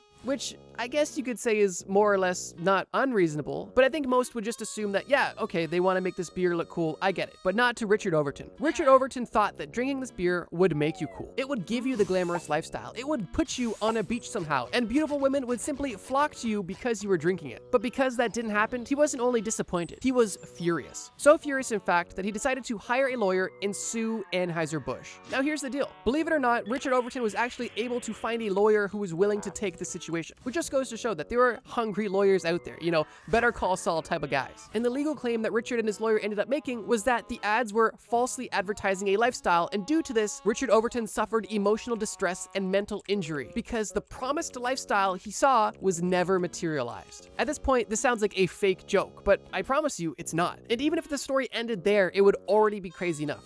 But it doesn't, because obviously he won money. And while it's not the biggest money in the world, it's sizable enough to add it to this list. Once this lawsuit was filed, the ridiculousness of it alone was enough to spark media attention, causing a lot of negative publicity about marketing and specifically Bud Light. Which is why, although Bud Light would have had a very easy case to win here, they decided to settle with Richard Overton for $10,000 cash. Not because they thought that he was right, but because they wanted the attention to die down, and they figured if they gave him 10 grand, he would shut up and go about his life. And well, that's exactly what happened. And like I said, $10,000 definitely isn't nothing, but compared to some of the money that people get in the other cases in this video, it looks like chump change. And I'm really curious if he truly felt this way or if he just wanted to see if he could get some money. Okay, editor's note here. I actually was just going through and finalizing this and realized when I was doing some additional research that this actually didn't get paid out. Literally, this $10,000 was not paid out. The case was actually dismissed. And keep in mind, this case happened in 1991. Even as far as 2007, he was still doing interviews trying to get this money out of Anheuser-Busch. The same $10,000 almost 20 years later. So yeah, my bad. I wanted to definitely make sure I added this in. He actually didn't win a little bit of money. He wanted no money, but you know what? It's already in the video now. It's a funny story, but okay, the rest of them, they're actually winning big money. And the money in each section is only going to get bigger and bigger. Cleante Peters versus Universal Studios. In the last case, we discussed advertising being too misleading because it was not true to the expectation. But in this case, we're almost experiencing the exact opposite. Because in this case, Cleante Peters, a 57-year-old woman at the time, took her 10-year-old granddaughter to the haunted Halloween house in Universal Studios looking to get a fright, but ended up getting much more than they bargained for. I'm man enough to say that I don't have a huge tolerance for scary stuff. I've never really done haunted houses, I've never really wanted to, and I'm generally scared of most things. So already I feel a bit sympathetic towards this case. But I will say, being somebody who is sensitive to scary things, I know to stay away from haunted houses. But maybe that's just me, because obviously Cleante Peters did not share the same mindset. So here's the situation. The story, according to Cleante Peters, goes as follows. Cleante and her granddaughter both enter the Halloween Horror Nights haunted house, and things start off relatively normal. But then it went downhill fast. And Cleante Peters, specifically what her problem was that there was a costumed man dressed with a fake chainsaw that was allegedly chasing her around, making threatening motions, and doing so in such a degree that it not only caused severe emotional trauma, but even caused her physical injury as she was attempting to escape this chainsaw-wielding maniac. It's not stated what happened after this initial experience, but my assumption is that she collected her granddaughter, left the park, and then went ahead to find her Better Call Saul lawyer. And once she had this lawyer, her official argument was that she claimed that the attraction went too far and failed to ensure safety, especially regarding people with medical conditions or anxiety disorders. Now here's the deal. This is actually somewhat reasonable, and I'm not gonna just dunk on this person for the sake of entertainment. I think that there's a very real chance that there could have been, you know, a person working in a haunted house that was taking it too far, maybe getting handsy or aggressive. That's totally possible. But my assumption is that's not the case, and this is more or less of a situation of somebody maybe being somewhere they shouldn't have been. Cleante actually ended up taking this to court, and she was awarded, drumroll please, $15,000.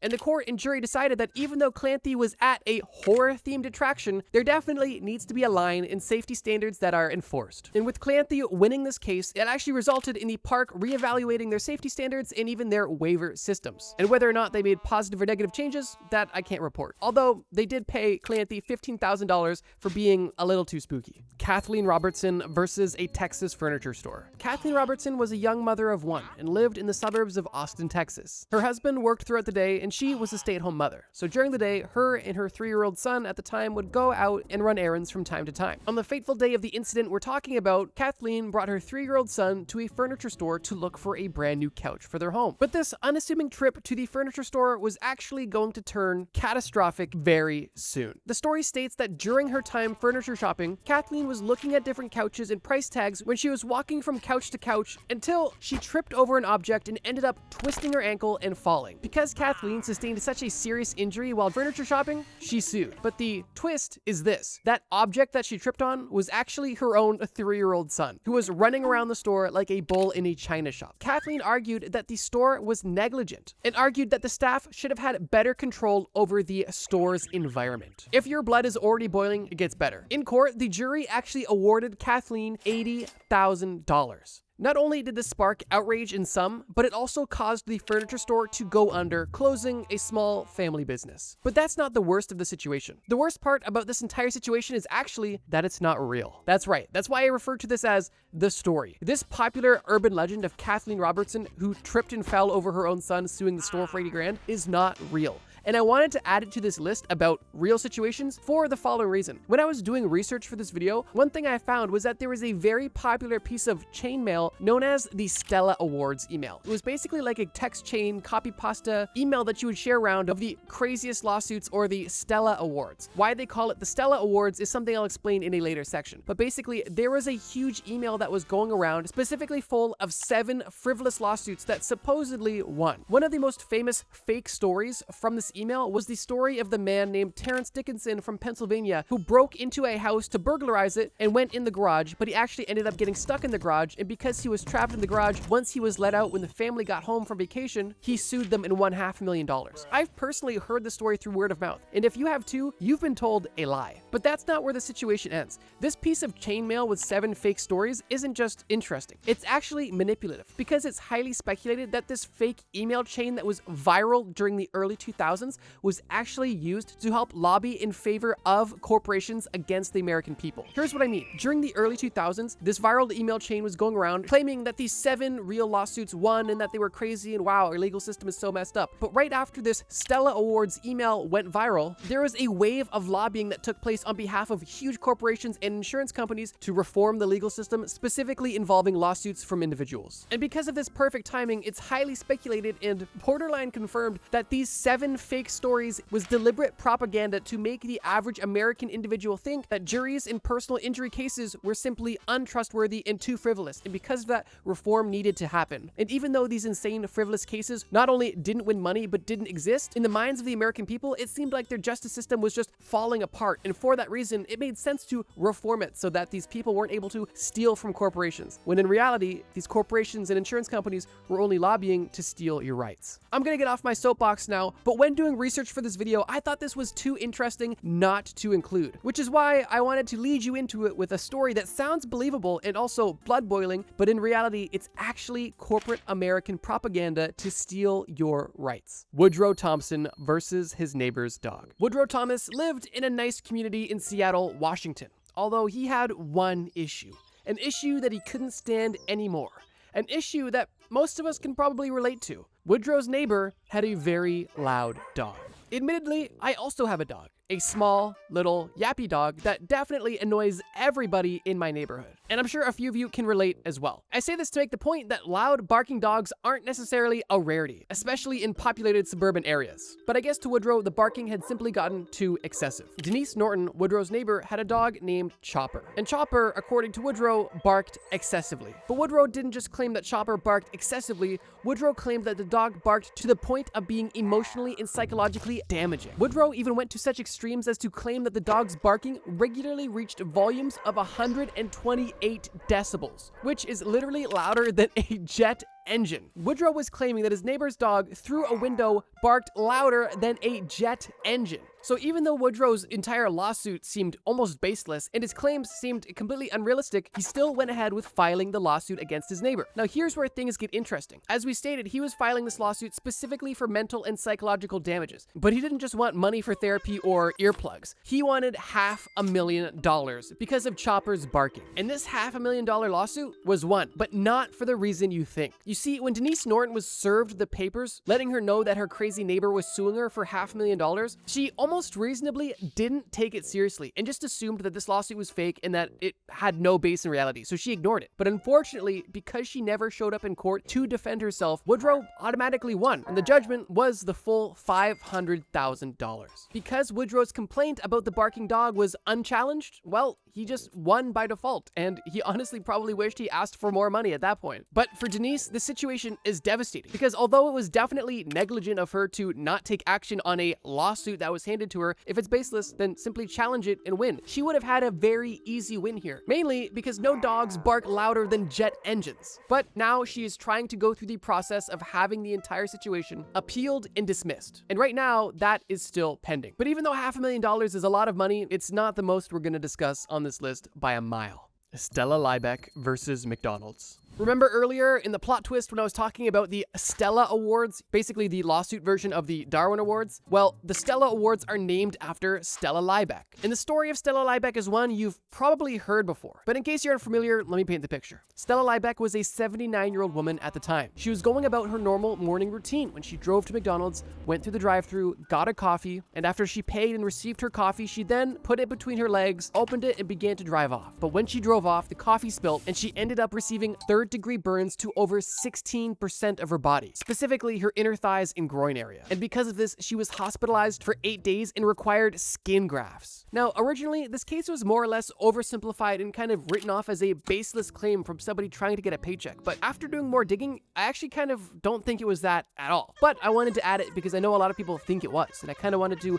dispel that myth, or at least maybe let you make your own opinion on it. Because here are the facts. Yes, Stella bought a coffee. Yes, she put it between her legs while driving and opened it. And yes, because of this, it spilled and burned her. All of those actions were definitely not smart. So for those reasons, I definitely think that Stella played a part in this. And maybe if things would have went worse, would have been a Darwin Award winner. But here's the other side of the situation. At the time, McDonald's was serving unreasonably hot coffee. And this was proven. After Stella ended up suing McDonald's because of the intense pain and damages that her body suffered, they measured the temperatures of McDonald's coffees. And they found that these coffees were anywhere from 180 to 190 Fahrenheit, which is far above safe levels or even what any other reasonable coffee shop was brewing or serving coffee at. And that alone gave Stella's case a lot of validity. But it didn't end there, because after lawyers continued to do a deeper investigation into McDonald's hot coffee, they had discovered that over the years, McDonald's had over 700 complaints of people who have injured themselves due to McDonald's extraordinarily hot coffee. So because McDonald's was serving unreasonably hot coffee, and because hundreds of people had not only injured themselves with the coffee, but also had similar settlements with McDonald's, there was definitely a case to be made here. But this is still really only the beginning, because initially, Stella only wanted $20,000 to cover her medical bills, which is reasonable and also kind of dispels the myth that she was looking for a fat paycheck. She wasn't. She just wanted her medical bills to be covered. But McDonald's responded with, I'm not even joking, an $800 offer. Obviously, Stella was unwilling to accept this, and the jury ended up awarding $200,000 to Stella in damages, which the judge brought down to $160,000 due to Stella's partial fault in the situation. But on top of that $160,000, Stella was also awarded $2.7 million in punitive damages. And the reason why this figure is significant is because it was equivalent to 2 days of McDonald's coffee revenue. And with that, in total, Stella won $2.86 million. And of course, she didn't walk away with every single penny of it because of legal fees and taxes, but she still did extremely well in a situation that was unfortunate. But yeah, I wanted to mention this one because I think a lot of people were expecting it. I also think a lot of people are uninformed in the situation. Obviously, Stella was not being very wise in this situation. And although her poor choices ended up giving her great bodily harm, this entire situation did likely end up saving a lot of other people in the future, because after this situation, McDonald's reduced the temperature of their coffee to a reasonable temperature. And they were also held accountable and ultimately punished for offering only $800 in the entire situation. I don't think this was a money grab at all. I think Stella just wanted to be compensated for her damages. I think that she was definitely at fault for hurting herself, but I do think that it wasn't only her fault, because if the coffee was a more regular temperature, she would have not have had burns so severe they required literal skin grafts. James Hausman versus a glass door. James R. Hausman lived a simple life in Springfield, Illinois, but he had a dream. He had the dream of sailing the entire world on a cruise ship.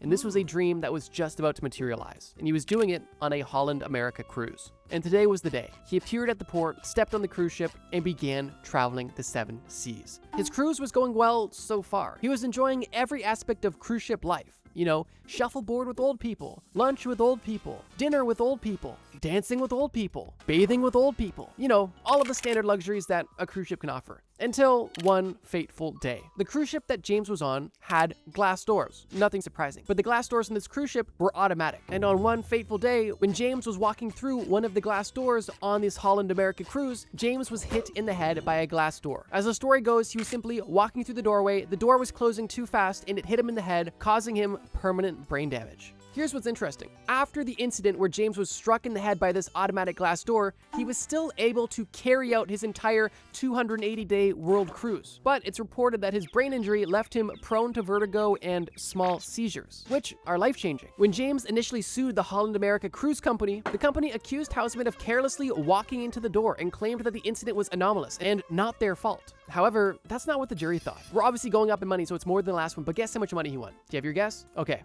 He won $21.5 million, which is absolutely insane. And I just want to say, I don't think that James was necessarily being dumb or crazy or frivolous in this exact situation. But I think the fact that such a simple mistake could cause such a huge payout is ridiculous in my opinion, which is why I thought it was worthy of this list. Although I want to make it clear, I don't think it was wrong of James to sue. If the door is faulty or too fast, or at least fast enough to cause permanent brain damage, I definitely think there's a reason to, seek compensation. But that being said, $21.5 million seems like a lot. I think this is kind of similar to the last case where there's negligence on both sides. And possibly this situation exposed the underlying issue with these glass doors that were automatic and potentially too fast or, too dangerous. Maroof Hussain versus the Metropolitan Transit Authority. Maroof Hussain was born in Bangladesh and grew up surrounded by family and friends, but as a young adult, wanted to find a better life for himself. And he decided the best place to do that was in the United States of America. Maroof ended up moving to America, and at the age of 24, found himself as a bicycle delivery driver, working right downtown in New York City. Maroof lived a simple and ordinary life until one day of June 2017. Maroof actually had this day off and was going to another part of the city. Like most New Yorkers, he went down to the subway and was waiting on the station. But while Maroof was waiting for his train, he found himself pacing, but unfortunately found himself walking across some uneven ground, which made him feel unbalanced and caused him to fall directly on the subway tracks, the same subway that he was just waiting for. With almost no time to move and no opportunity for somebody to help, Maroof was hit by the subway, but fortunately did live, although sustaining serious injuries. Maroof had injuries to his neck, his back, his head, his arms, his legs, his hands, and the most severe of his injuries were his left foot, where all of his toes were cut off by the train. But here's where things get interesting. When first responders made it to the scene to start seeing Maroof, they assumed that he had intentionally jumped in front of the train. And because first responders had made this official claim, the Metropolitan Transit Authority, or the MTA, which I'm just going to refer to them as now, ran with this as their defense. And because they were trying to state that Maroof did this to himself, they were pressuring Maroof to settle for only $100,000.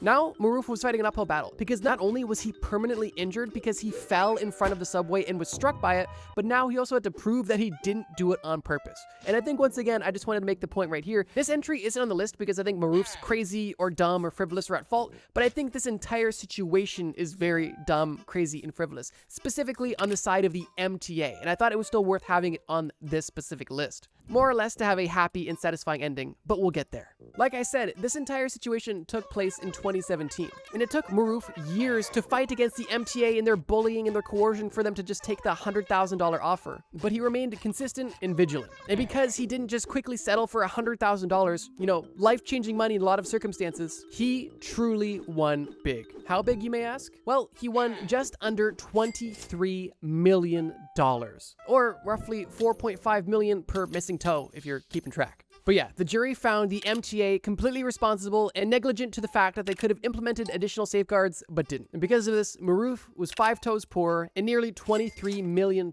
richer. And it just goes to show, if a company's willing to throw 100 grand at you just to shut you up, it's probably because they know that your case is strong and worth a lot more. Just look at Stella's case. She only wanted 20 grand, but McDonald's literally only slapped her in the face with an $800 settlement offer. But because of their severe greed, they ended up paying millions because they couldn't have just honored her medical bills for the coffee that they made too hot. And in this case, if Maroof had just taken the $100,000 and settled and didn't want to fight for himself, well, he would have missed out on tens of millions of dollars. So I guess it goes to show, make sure you advocate for yourself, make sure you stand up, and make sure if you're thrown a lowball offer, you reject it and get what you're worth. Maroof was only seeking $20 million, which is a lot, but they probably could have offered him maybe 5 to settle today, and he probably would have taken it. That's still $1 million per toe.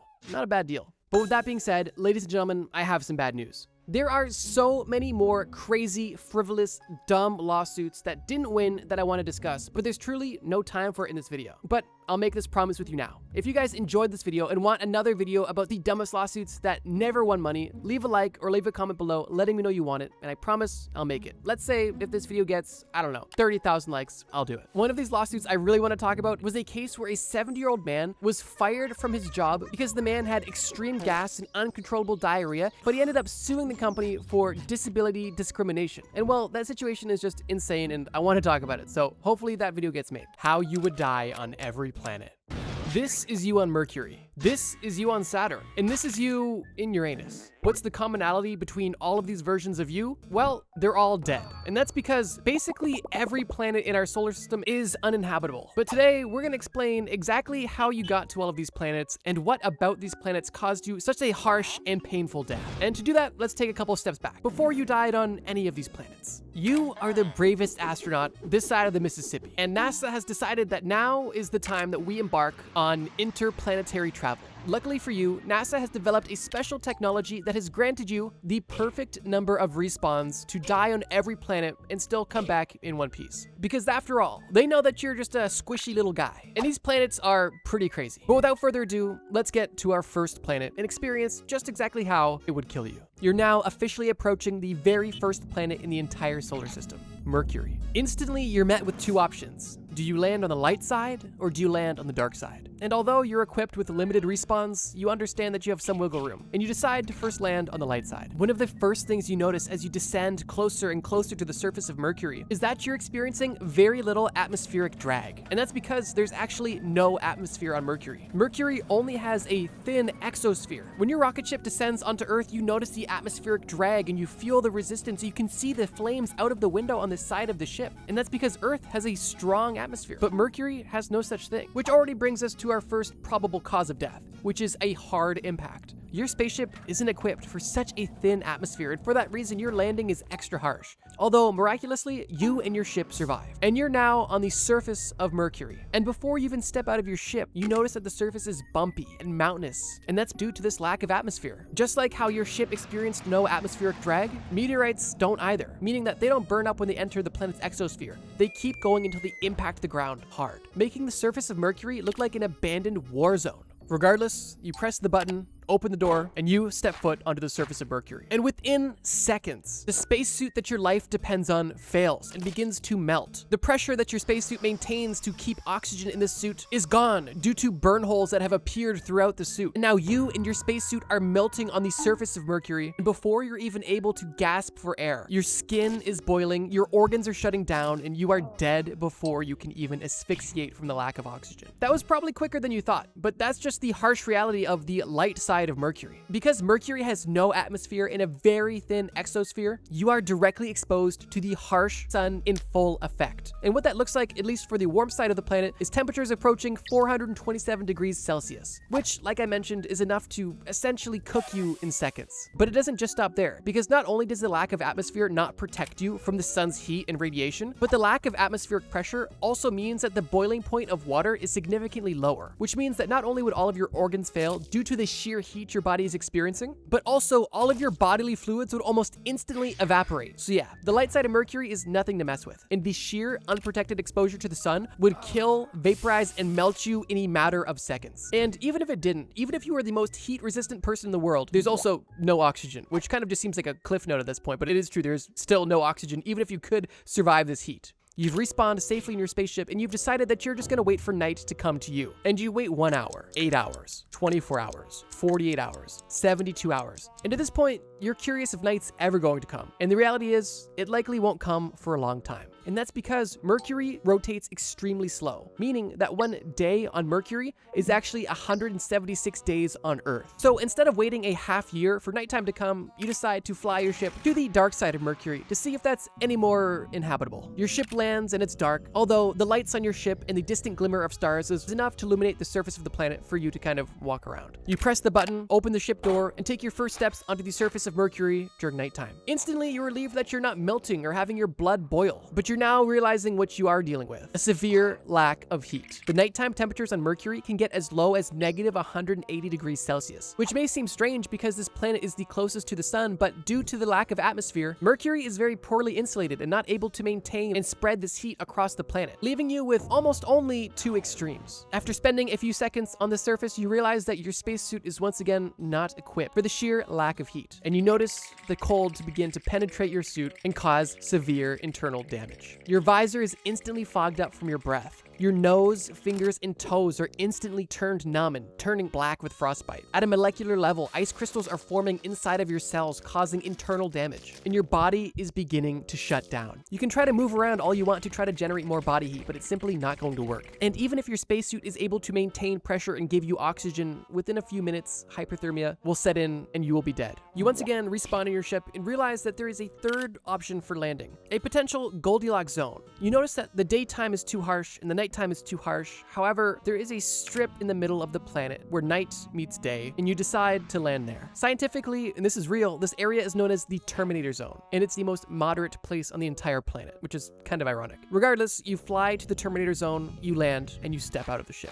The part of the Terminator Zone that you find yourself in is on the warm side, not the cold side. You're experiencing more of the sun exposure. However, it's not nearly to the same degree that you experienced on the daytime side, although this moderate temperature still far exceeds the temperature that your NASA spacesuit is able to tolerate. And I guess that this is a good time to mention, because in this hypothetical, we're using NASA's most current flagship spacesuit, which is rated to tolerate temperatures up to 121 degrees Celsius and as cold as negative 157 degrees Celsius, meaning that the suit definitely gives you a huge advantage over being, well, naked, but it's simply no match for the harsh conditions of Mercury. And for that reason, you once again find yourself dead within minutes. Leaving Mercury with your captain's logs full, you now make your way to the next planet in the solar system, Venus. Not to be confused with Penis. I don't know what happened there, but yeah, we're heading to Venus. Your ship is now orbiting Venus, and you begin your descent into this mysterious red-looking planet. As you descend closer to the surface of this planet, you can't help but notice the sheer opposites that you have just experienced. As you're descending closer to the surface of Venus, you are seeing clouds almost everywhere.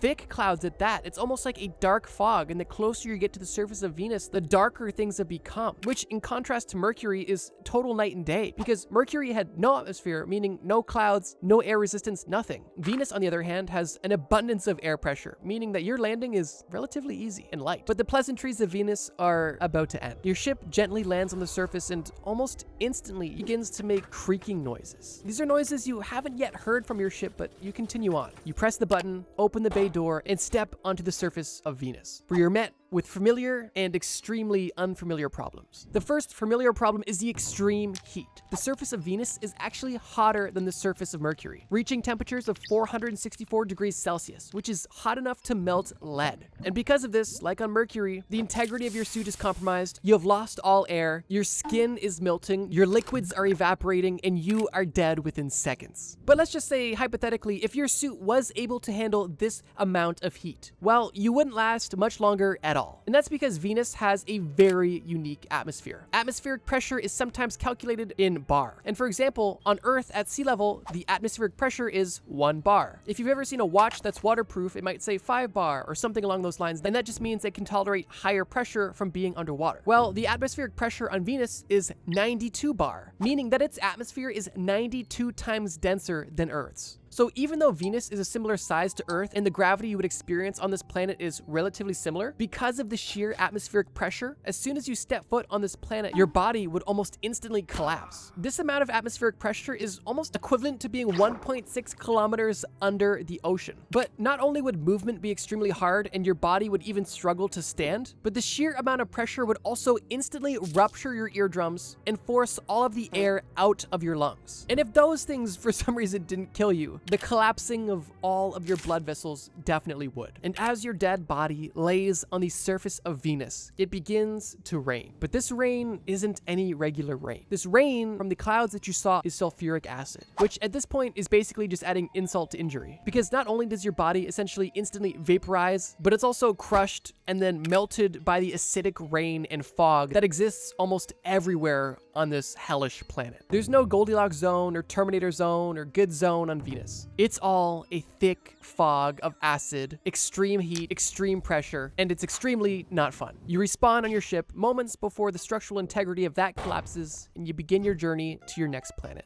This planet looks familiar, but you just can't quite put your finger on it. You can see white, fluffy clouds from the atmosphere, huge, beautiful blue oceans, vast green landscapes, and vast brown deserts. You pick a random spot and decide to descend. The first place you decide to descend is an island just off the coast of India. You know that you're on Earth and realize that you likely don't even need your spacesuit, but you keep it on anyway. You press the button, open the door, and you walk onto this island off the coast of India. And instantly you realize that you're on North Sentinel Island. You try to turn around and get back to your ship, but you get an arrow through both of your knees, and before you can even say a prayer, you have been killed. And realize that maybe landing on North Sentinel Island wasn't the best place to land. You respawn in your ship, fly back up to orbit, and pick another location, this time on an island off the coast of Brazil, far away from India and any sort of uncontacted tribe, right? You land your ship, you open the door, and you step onto this island to realize that there's no people here at all. You can breathe. You take off your helmet and enjoy being home for once. Until you realize multiple snakes slithering up your legs, and you now have multiple venomous snakes in your spacesuit, and you're currently dying on Snake Island. You respawn in your ship, fly back up to orbit, and realize you're done. You're not going to any more uninhabited islands. You pick somewhere central in the United States and decide to land. You press the map, you open the door, and you realize that you've just landed in Gary, Indiana. You take your first few steps to admire the abandoned buildings.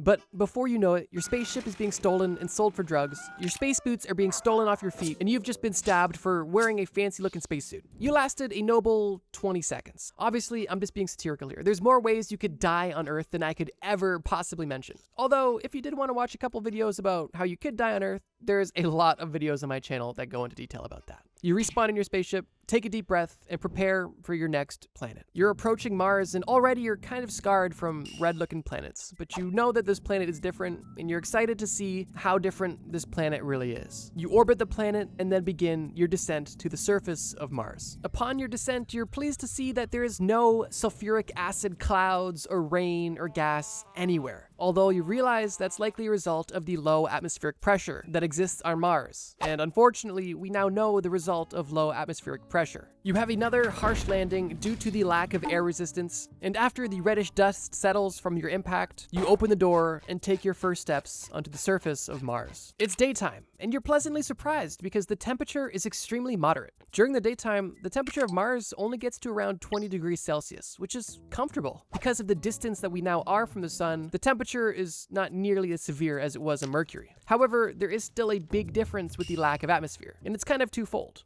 The first issue is the radiation from the sun is still strong, 40 to 50 times stronger than it is on the Earth, which is concerning. And also, when nighttime comes and the heat from the sun is no longer available, the temperatures can get as cold as negative 153 degrees Celsius, which would kill you in a similar fashion as to what we explained before. But because we know how you would die on an extremely cold planet, and because you landed during the daytime on Mars, let's just discuss this situation. You're on the surface of Mars, the temperature is pleasant, and so far, things are looking good. Mars is the second most habitable planet in our solar system and is the most likely candidate to be a place where people could live, although that doesn't necessarily mean it's habitable at all. Besides the lack of atmosphere and extremely cold temperatures, Mars's air is almost solely comprised of carbon dioxide, which, if you try to breathe, would cause a panic attack and hypoxia and then suffocation all within minutes. Although within your spacesuit, that's not an issue for now. However, what is an issue is the radiation exposure and severe sandstorms. And the sandstorms on Mars are intense. Winds winds can approach 100 kilometers per hour, and the abrasive nature of the sand could easily strip the paint off your spaceship, wear down your spacesuit, and essentially turn your helmet's visor from clear glass into frosted glass in a few minutes. But even still, you're not quite dead yet, and throughout the rest of the day on Mars, you could live, assuming you have at least enough oxygen in your spacesuit to explore the barren surface. Although, when night comes, temperatures will drop, and you will be no longer. You respawn on the ship and head off to your next planet. And this is the beginning of things getting really crazy. As you approach the next planet, you realize something different. This planet is massive. It's not only the biggest planet that we've explored so far, but it's also the biggest planet in the entire solar system. This planet is Jupiter, and as you begin to successfully orbit this planet, you realize something. You're experiencing radiation sickness, and that's because Jupiter is extremely toxic. And before you can even get anywhere near the surface of Jupiter, which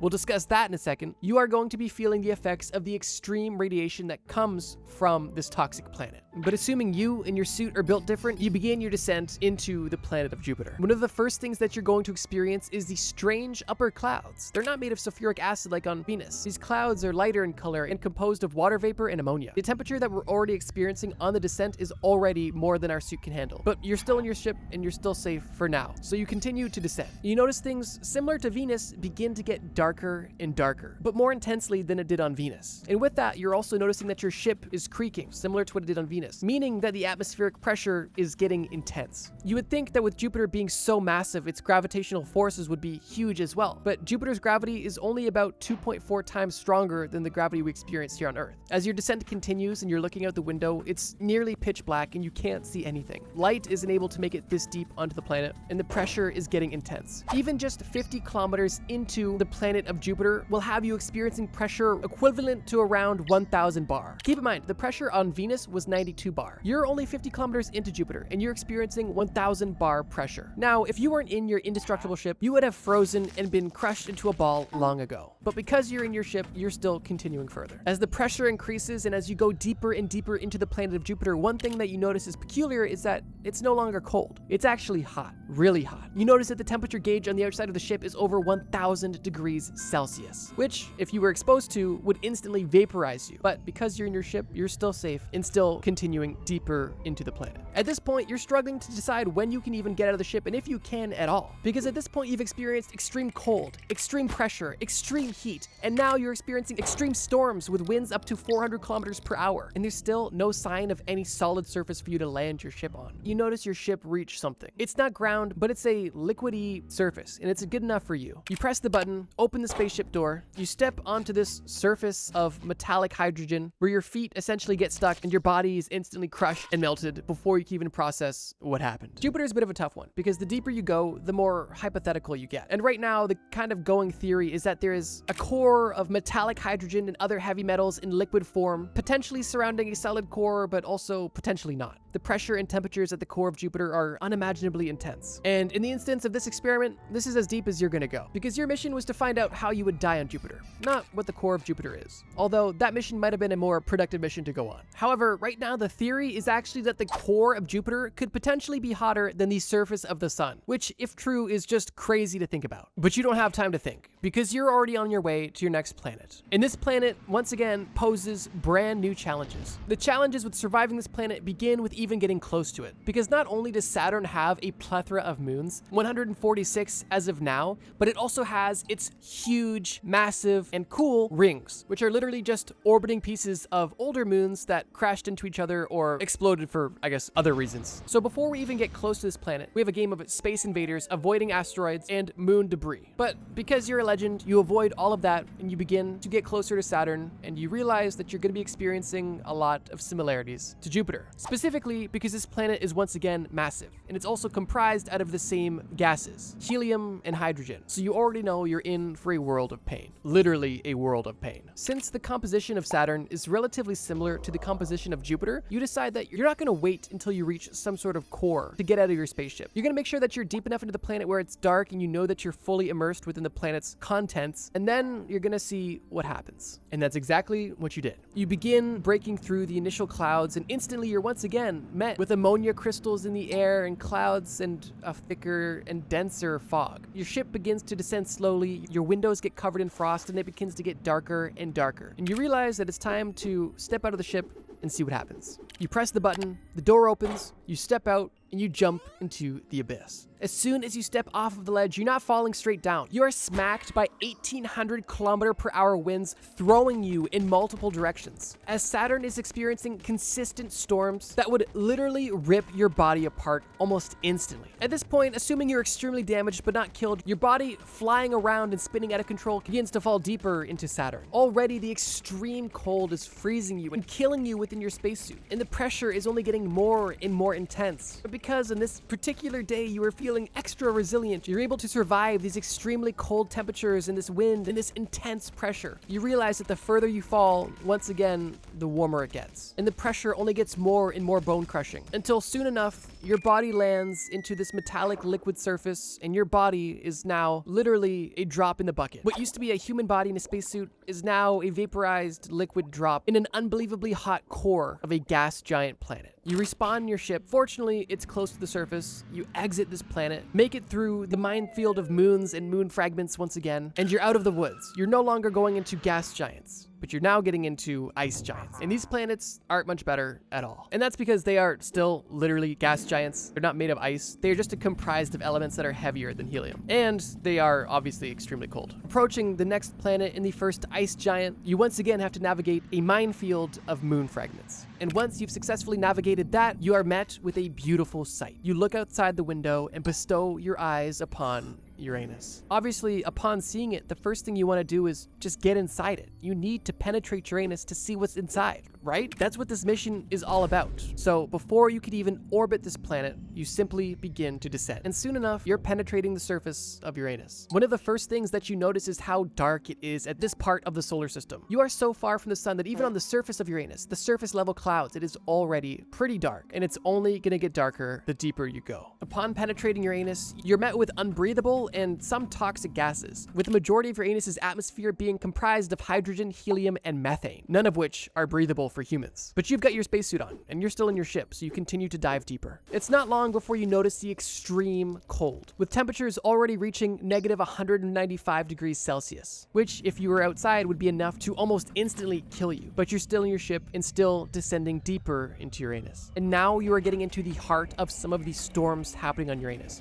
with winds up to 900 km/h. Winds that could potentially be fatal and at the very least mess you up horribly. And as you continue to descend, it is extremely dark, the winds are horrible, and now your ship is being pelted, initially by ice-like crystals. And the deeper you go, you notice that these aren't crystals anymore. These are fully formed diamonds being pelted at your spaceship at over 900 km/h, something you haven't seen up until now. And at this moment, you're inspired to get out. You still haven't met any sort of solid surface yet, but you park your ship by hovering it, you press the button, and step out. You step into a 900 km/h gust of wind, and instantly are pelted with another gust of wind carrying diamonds in the opposite direction, going again 900 km/h, having your entire body be penetrated by these diamond fragments. And while you are dying and bleeding out and asphyxiating due to all of the holes in your spacesuit, you begin to notice the immense pressure crushing your body smaller and smaller in the intense heat that now exists at this deeper level. Uranus is regarded as the coldest planet in the solar system, but at this point, near the core of the planet, it is extremely hot, and you are being crushed, melted, vaporized, and pelted with diamonds. A fate quite similar to the last few you experienced, although this one at least includes diamonds, which is cool. But I think at this point, it's safe to say, playing in Uranus can definitely get dangerous. You're back on your ship, safe, and you're happy to be out of Uranus. So you quickly head to the final planet on this list, the second and final ice giant, that being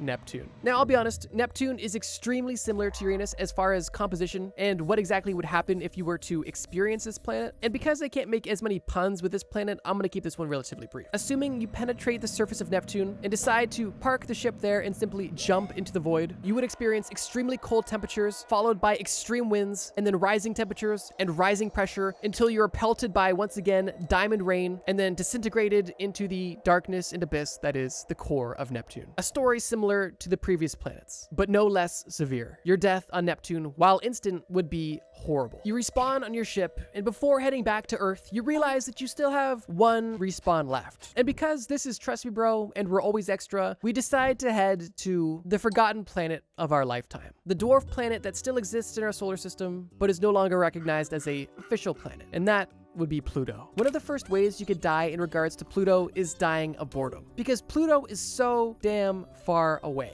But because we have Instagram Reels, you're able to entertain yourself for the entirety of the trip, and you are now orbiting the dwarf planet that nobody loves. You make your descent onto the surface of this planet, and you can only help but notice how small it is. It almost reminds you of the moon. But as you look back towards the sun, you notice something you haven't seen before. The sun, at this point, almost looks like a star in the distance. Sure, you can tell it's the sun, but it's at this point exceedingly small, and much smaller than it was when you were on Mercury. And speaking of Mercury, you notice once again that Pluto has almost no atmosphere, meaning that your landing was rough and you are in for some extremely strange experiences.